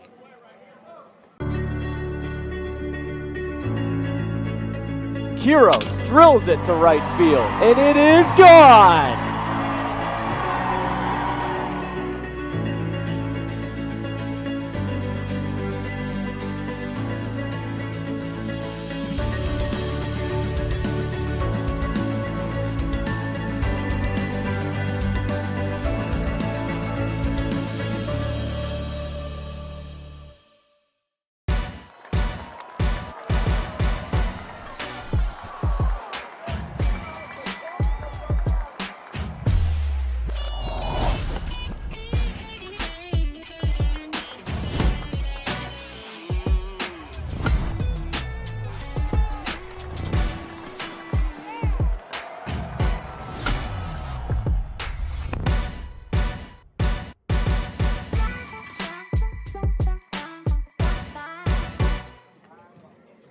Here we go, the bottom of the 8th. These kids are having a fun time, and so are we up here in the booth. Andrew Hillsman alongside Phoebe Winters. We have been treated to a fantastic game of baseball in the opening night at Alumni Field for the Keene SwampBats. Same pitcher right there on the bump for the Upper Valley Nighthawks. That's Sean Davis, the product of Iona College, a rising senior from Cherry Hill, New Jersey. Now, Sean Davis said that if he could meet anybody to talk to, he would choose Bryce Harper. It's a pretty good choice. It is definitely a very good choice. I'm curious, what would your choice be? Let's say dead or alive. Sure.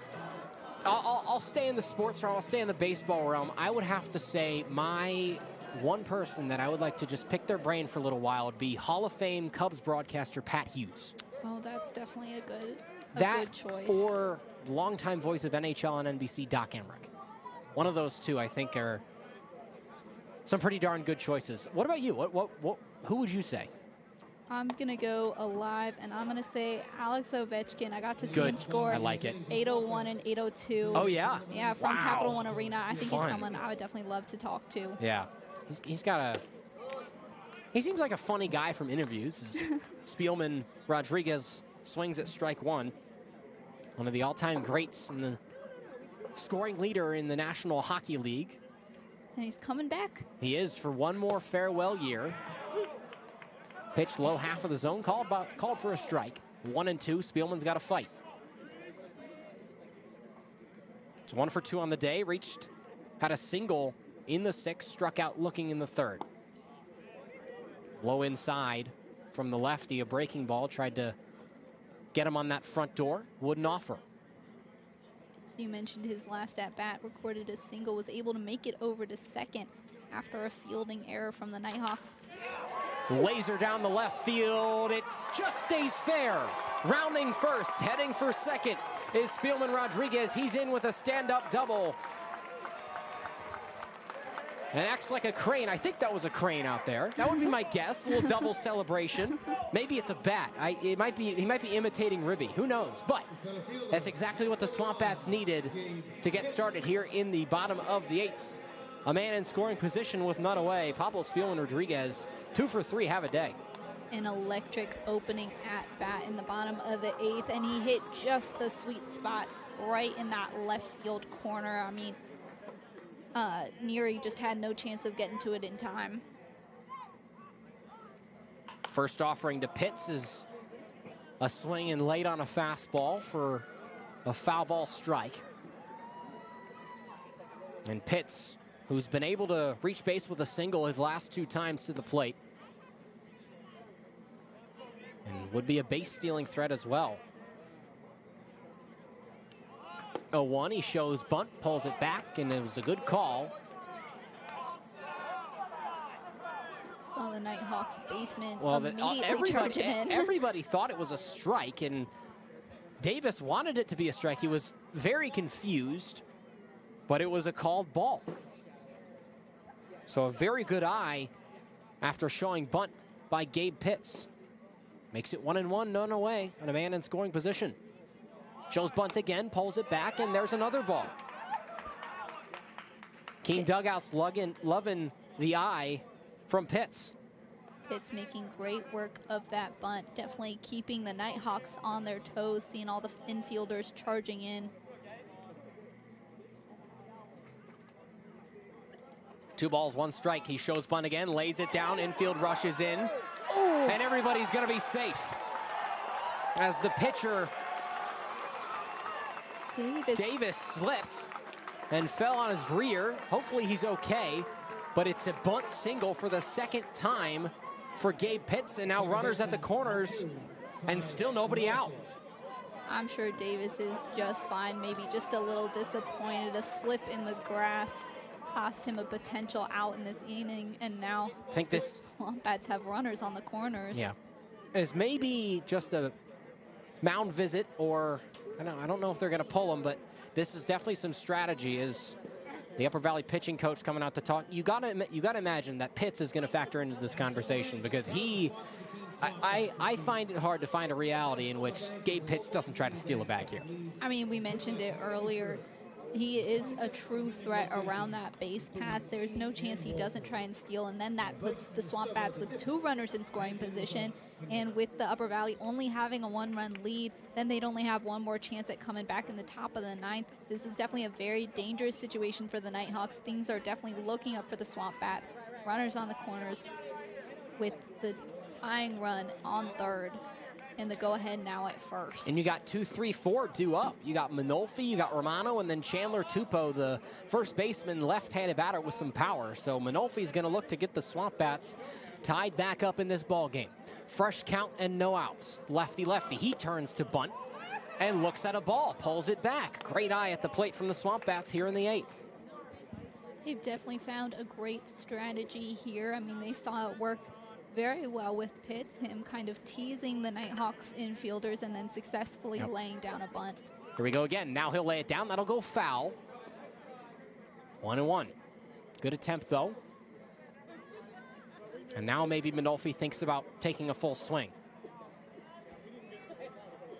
Double play would score a run, but it's probably worst case scenario. Actually, the worst case scenario is probably a strikeout. As I think about that, here's the 1-1. Manolfi just laid on a fastball and puts one down the left field line and foul. 1-2. Davis hoping to regain control here, put at least one out on the board here, and prevent the SwampBats from loading the bases. The 1-2. Swing a liner. That one gets down. The game is tied. Spielman Rodriguez comes home to score. And Ty Manolfi for the 2nd day in a row has an RBI. It's 3-3 in the bottom of the 8th. Beautiful piece of hitting from Manolfi. That's exactly what you want if you're the SwampBats. You score the tying run in no outs on the board still, and now you have 2 more runners still on the bases. The go-ahead run at 2nd. It doesn't look like there's anybody warming up. Now there might be not a ton of action over in the Upper Valley bullpen. 2 runners on 1st and 2nd. Runner on 1st is Pitts. Manolfi, or rather, runner on 2nd is Pitts. Manolfi's on 1st. And Romano going with the old strategy of show bunt. He pulled it back, and it's ball 1 again. First pitch strikes have been hard to come by in this inning for Seth Davis. Or Sean Davis, excuse me. 1-0. Big swing from Romano. He whiffs. Ball and a strike now. I don't think we'll see a bunt again from Romano. Guy with some power. Davis looks in, the 1-1, runners go. This one's hit well out to left field. Back on it, Neri, he makes the play, and the runners have to tag up, and everybody's safe. So a well-hit ball from Romano is instead a line out, but only one away with runners still on 1st and 2nd for the SwampBats. You could definitely hear the power behind that hit. Neri on top of it for the Nighthawks, keeping this a tie game. Runners still on 1st and 2nd for the SwampBats. And the batter is Chandler Tupou. 1 for 2 with a double. Reached on a hit by pitch, just fouls one off. Maybe in play. Now it'll go out of play. Running after it was Kyle Neri. James Lordi warming up in the bullpen for Keene. The left-hander out of the University of Central Florida. 0-1 count to Tupou with a tie game, 3-3 in the bottom of the 8th. Davis looks in and delivers. Runners go, grounder through the gap. Good stop, race to the plate. The SwampBats have the lead. Gabe Pitts with some heads-up base running, and the Bats lead 4-3 in the bottom of the 8th. Everybody's safe all around as Manolfi moves to 2nd. And Tupou there with a single, an RBI single. The Bats have the lead. That was a great scoop from Spanier at shortstop, though. You can see Matt Paz now making a mound visit over to Davis. Signals over. Looks like we're going to get a pitching change for the Nighthawks. Well, we'll see who the new man on the mound is for the Nighthawks when we come back. The SwampBats have a new lead. It's 4-3 in the bottom of the 8th with one away. We'll be right back from Keene, New Hampshire. This is the NECBL. Keene Wholesale Grocers Incorporated, an industry leader in supply chain solutions and wholesale grocery supply in the United States. No matter where we spend our day, from the warehouse to the office, we help you feed our families, neighbors, and communities.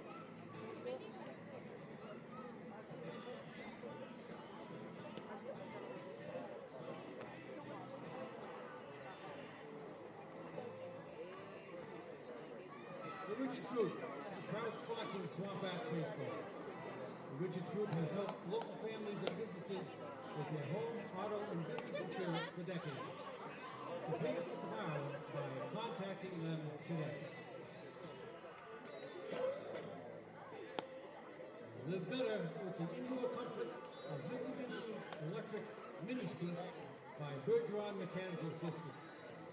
Visit them at their fully interactive showroom here in Keene. The new pitcher for the Upper Valley Nighthawks, a righty with a live arm, it's Brendan Callanan, also from Iona College, the same as Sean Davis, who was just pulled from the game. So the new right-hander for the Upper Valley Nighthawks, 6'0", 185, a junior out of Basking Ridge, New Jersey. And Callanan has been a standout arm for Iona College in 2024. As a freshman, he was able to move into that weekend rotation, shows a lot of trust from his college coaching staff and also a lot of maturity for his age, being able to be entrusted with such an important position as a young player. This past season, threw 48 pitches, struck out 35 for a 6.75 ERA. So not bad stats at all from Callanan. And had a lot of experience as a freshman as well. He's got the stuff. The speed, he's a strikeout guy, lots of strikeouts and a unique release point where he hides the ball behind his body until it's basically out of his hand. His first challenge is going to be Zach Thompson, the SwampBats designated hitter, who's 1 for 3 on the day with a single in the 7th. So here we go. SwampBats lead 4-3. They've had 10 hits in this game with 1 error. The visitors, Upper Valley, 3 runs, 7 hits, 1 error thus far. Righty-righty matchup. Runners on first and second. Off the handle of the bat, hit well, back out to right field. Greco makes the catch, and Minolfi will advance to third.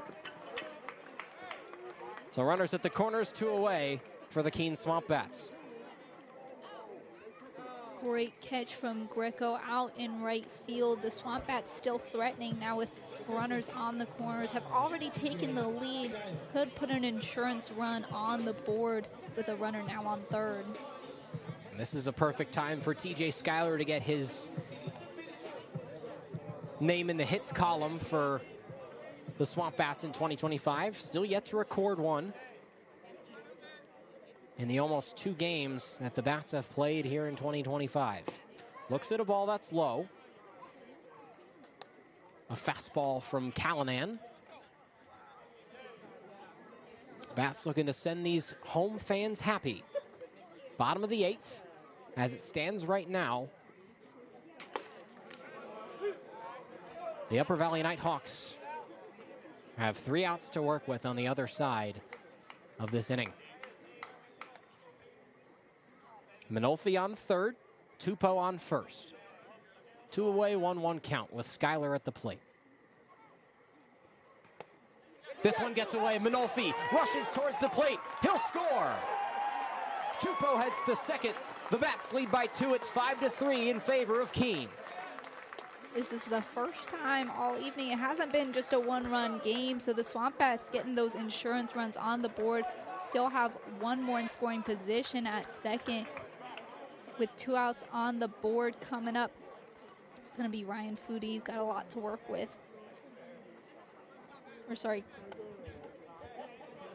Still Schuyler at the plate. So 2-1 after the wild pitch that let Time and Ulfi come home to score. It's 5-3 in favor of the Keene SwampBats. 2-1 there for a strike. 2's wild on the scoreboard. And anything at this point is extra for the Bats. They want to keep this going with a runner on second. That's Tupou. Into the outfield gap, may have a chance to score him. The 2-2. Called strike 3, and Schuyler goes down looking, but not before the Bats plate 2. We head to the top of the 9th. And the Keene SwampBats looking to close this one out. Aiden Decker-Petty will take the mound for the 3rd consecutive inning. 3 outs left for the Nighthawks on the other side of this break.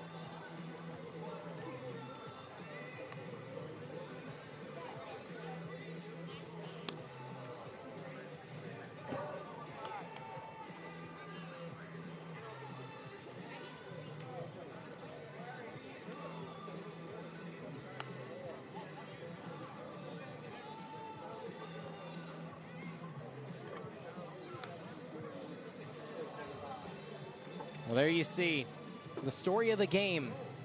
Keene got out to that early lead from that John Malone home run in the bottom of the 3rd, and the Nighthawks rallied back. It was a tie game after the 6th.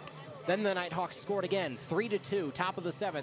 We stretched. We didn't have any runs until the bottom of the 8th, and that's when the Keene SwampBats came to life. They scored 3 in the frame, and it's a 5-3 ball game. Aiden Decker-Petty back out there for a 3rd consecutive inning of work, looking to find the save.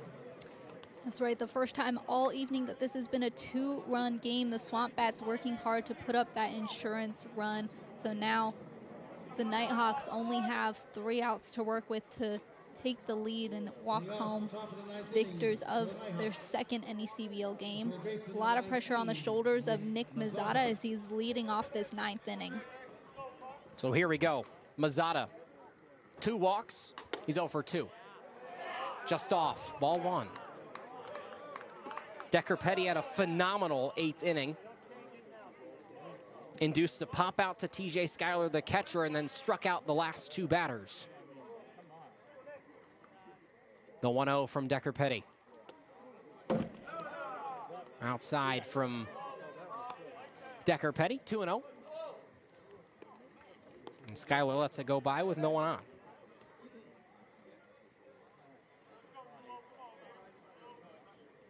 Two-0.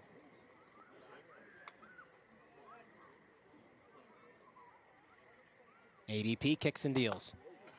Inside, ball 3. Looked to me that James Lordi was warm for the SwampBats. He's not pitching anymore in the bullpen at the moment. I think Decker-Petty's done pretty well. No I doubt would they're agree. going to want to stick with him as the closer. 3 balls, no strikes.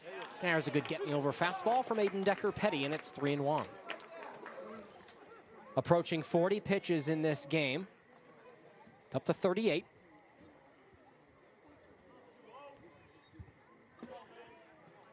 Decker-Petty with a breath. And he comes home. Gets by, and Schuyler will rush after that one. It's a walk. And that'll bring up Kyle Neary. 1 for 4 with a double in the 3rd. So Mazzata able to draw his 3rd walk of the evening, hoping to help the Upper Valley tie this game, maybe even get the go-ahead run, but they've got a lot of work to do here. No outs on the board yet. Kyle Neary had some success earlier in the evening, hoping to get back into his groove here. Fresh count towards Neary with a runner on first. First pitch, a strike from ADP. Decker-Petty, very strong outing. thus far. Mazzata the runner on first. Infield in a pretty standard alignment. The 0-1 hit high into the night sky. Shallow in the right side of the infield. Manolfi under it, makes the grab. 2 outs to go. And Mazzata will have to stay at first. The batter will be Anthony Greco, the left fielder. Singled in the 7th. Other than that, he's 0 for 3. So 1 for 4 total. Righty-lefty matchup. It's a favorable matchup for Anthony Greco, who's had some great plays in right field today on the defensive side for the Nighthawks. Slide step delivery just missed. Ball and no strikes. With already 1 away, Greco really hoping for some success at the plate, get more runners on, and protect the Nighthawks' hopes of walking away victors. 1-0, that's a strike. Great pitch from ADP after a near miss on the breaking ball on the first pitch. Even up at 1-1. A 5-3 lead for the SwampBats. They scored 3 in the bottom of the 8th to get us to this point. Ball and a strike. Swing through the gap on the right side of the infield, and we go station to station. Foodie will pick it up and bring it back in. 1 away and 2 on for the Nighthawks.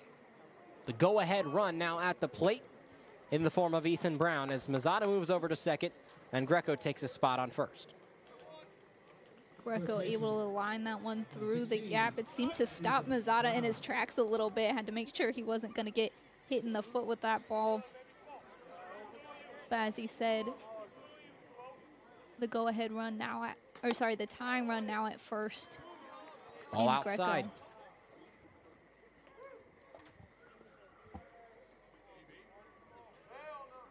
Ryan McDougall, the catcher in the on-deck circle for the Nighthawks.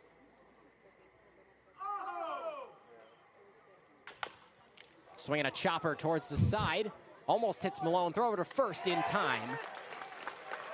And the Nighthawks are down to their very final out. Runners move over. Greco to second. Mazzata to third. And Ethan Brown out on a 6-3 putout. So it's up to Ryan McDougall as the go-ahead run with 2 outs in the top of the 9th. That's the second time this evening that Ryan McDougall has found himself representing the go-ahead run, hoping to work his magic once again here. Has had a lot of success on his last 2 at-bats with an RBI in his previous at-bat. High into the night sky, that'll go foul for strike 1. Again, 2 away, a 5-3 ball game. We've been treated to an excellent one here in Keene, New Hampshire tonight for the opening night at Alumni Field in Keene. A beautiful ballpark, I would say. We talked about a little bit earlier, there's the amount of ballparks in the history of these NECBL ballparks. I can't wait to go to all of them, but this is a good one for the second game of the year. Definitely, you guys have a really beautiful setup here. McDougall has an RBI single in the 7th. Ball, no balls, 1 strike. Swing and a miss. And the Bats need 1 more strike to win it.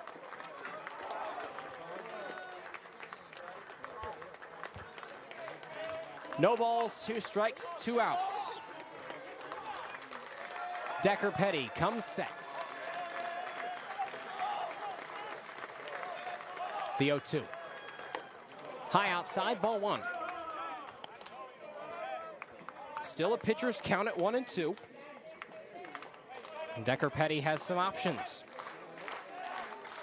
And the claps start from the Keene fans in the Keene dugout. 1 ball, 2 strikes, 2 outs. The pitch.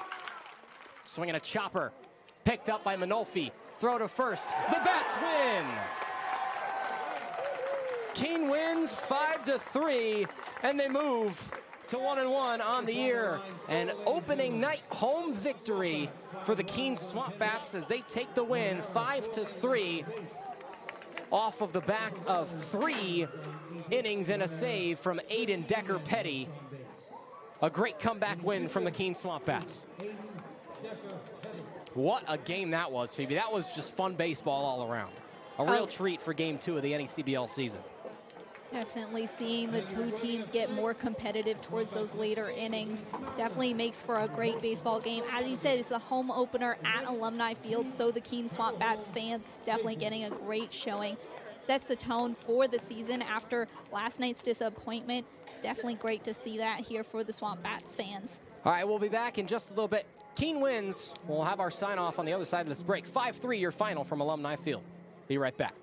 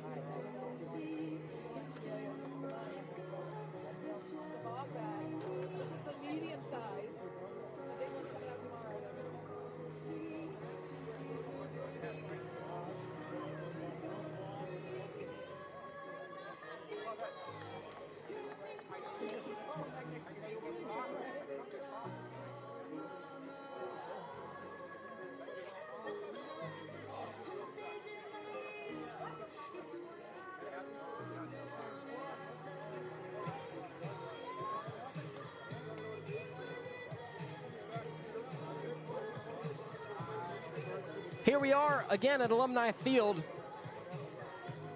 The first game of the year at Keene's home ballpark has come and gone, and the Keene SwampBats send their home fans happy with a 5-3 win. Your final stat line, 5 runs on 10 hits, 1 error from the Keene SwampBats. They move to 1-1. Aiden Decker-Petty gets the win. 5 strikeouts in 3 innings pitched. Upper Valley falls, and they weren't able to score until the 6th inning. 3 runs, 8 hits, 1 error. Phoebe, a great game from both sides. A lot of fun to call this one. Takeaways from the second game of the NECBL year. Yeah, I think looking at the first game and the second game, you can definitely say that the Upper Valleys have strong arms. The pitching has been very consistent throughout these first 2 games. Got a lot of great looks from the pitchers. I think the biggest challenge for the Upper Valley is going to be getting the hitting to go sooner in the game. We saw it last night. Didn't get a hit until the 7th inning. Tonight didn't get a hit until the 6th. So it's going to be really ramping up the batting, getting that going early so that you have a chance to kind of respond when the opposition is able to get the go-ahead run there. So I think going into these next couple of games, it's going to be getting those batters hot earlier in the game. And the SwampBats came out with a much stronger first couple of innings. Didn't allow a run until the 6th inning of the game, and the pitching was solid all throughout. And then Aiden Decker-Petty came in and cleaned up any remaining pieces. So solid from him. He'll take the win in this one. 3 innings pitched, he struck out 5, and the Indiana man gets it done. Well, that's all we've got from Alumni Field in Keene, New Hampshire. For my broadcast partner, Phoebe Winters, for our producer, Mike Kelleher, our lead camera operator Ryan Goodwin, our sideline reporter, Ryan Fitzpatrick, and everybody else involved with this great broadcast, I'm Andrew Hillsman saying so long. The Keene SwampBats win 5-3, and they move to 1-1 after opening night here at Alumni Field. Thanks for watching this presentation of ESPN, copyright by the New England Collegiate Baseball League. Good night, everybody.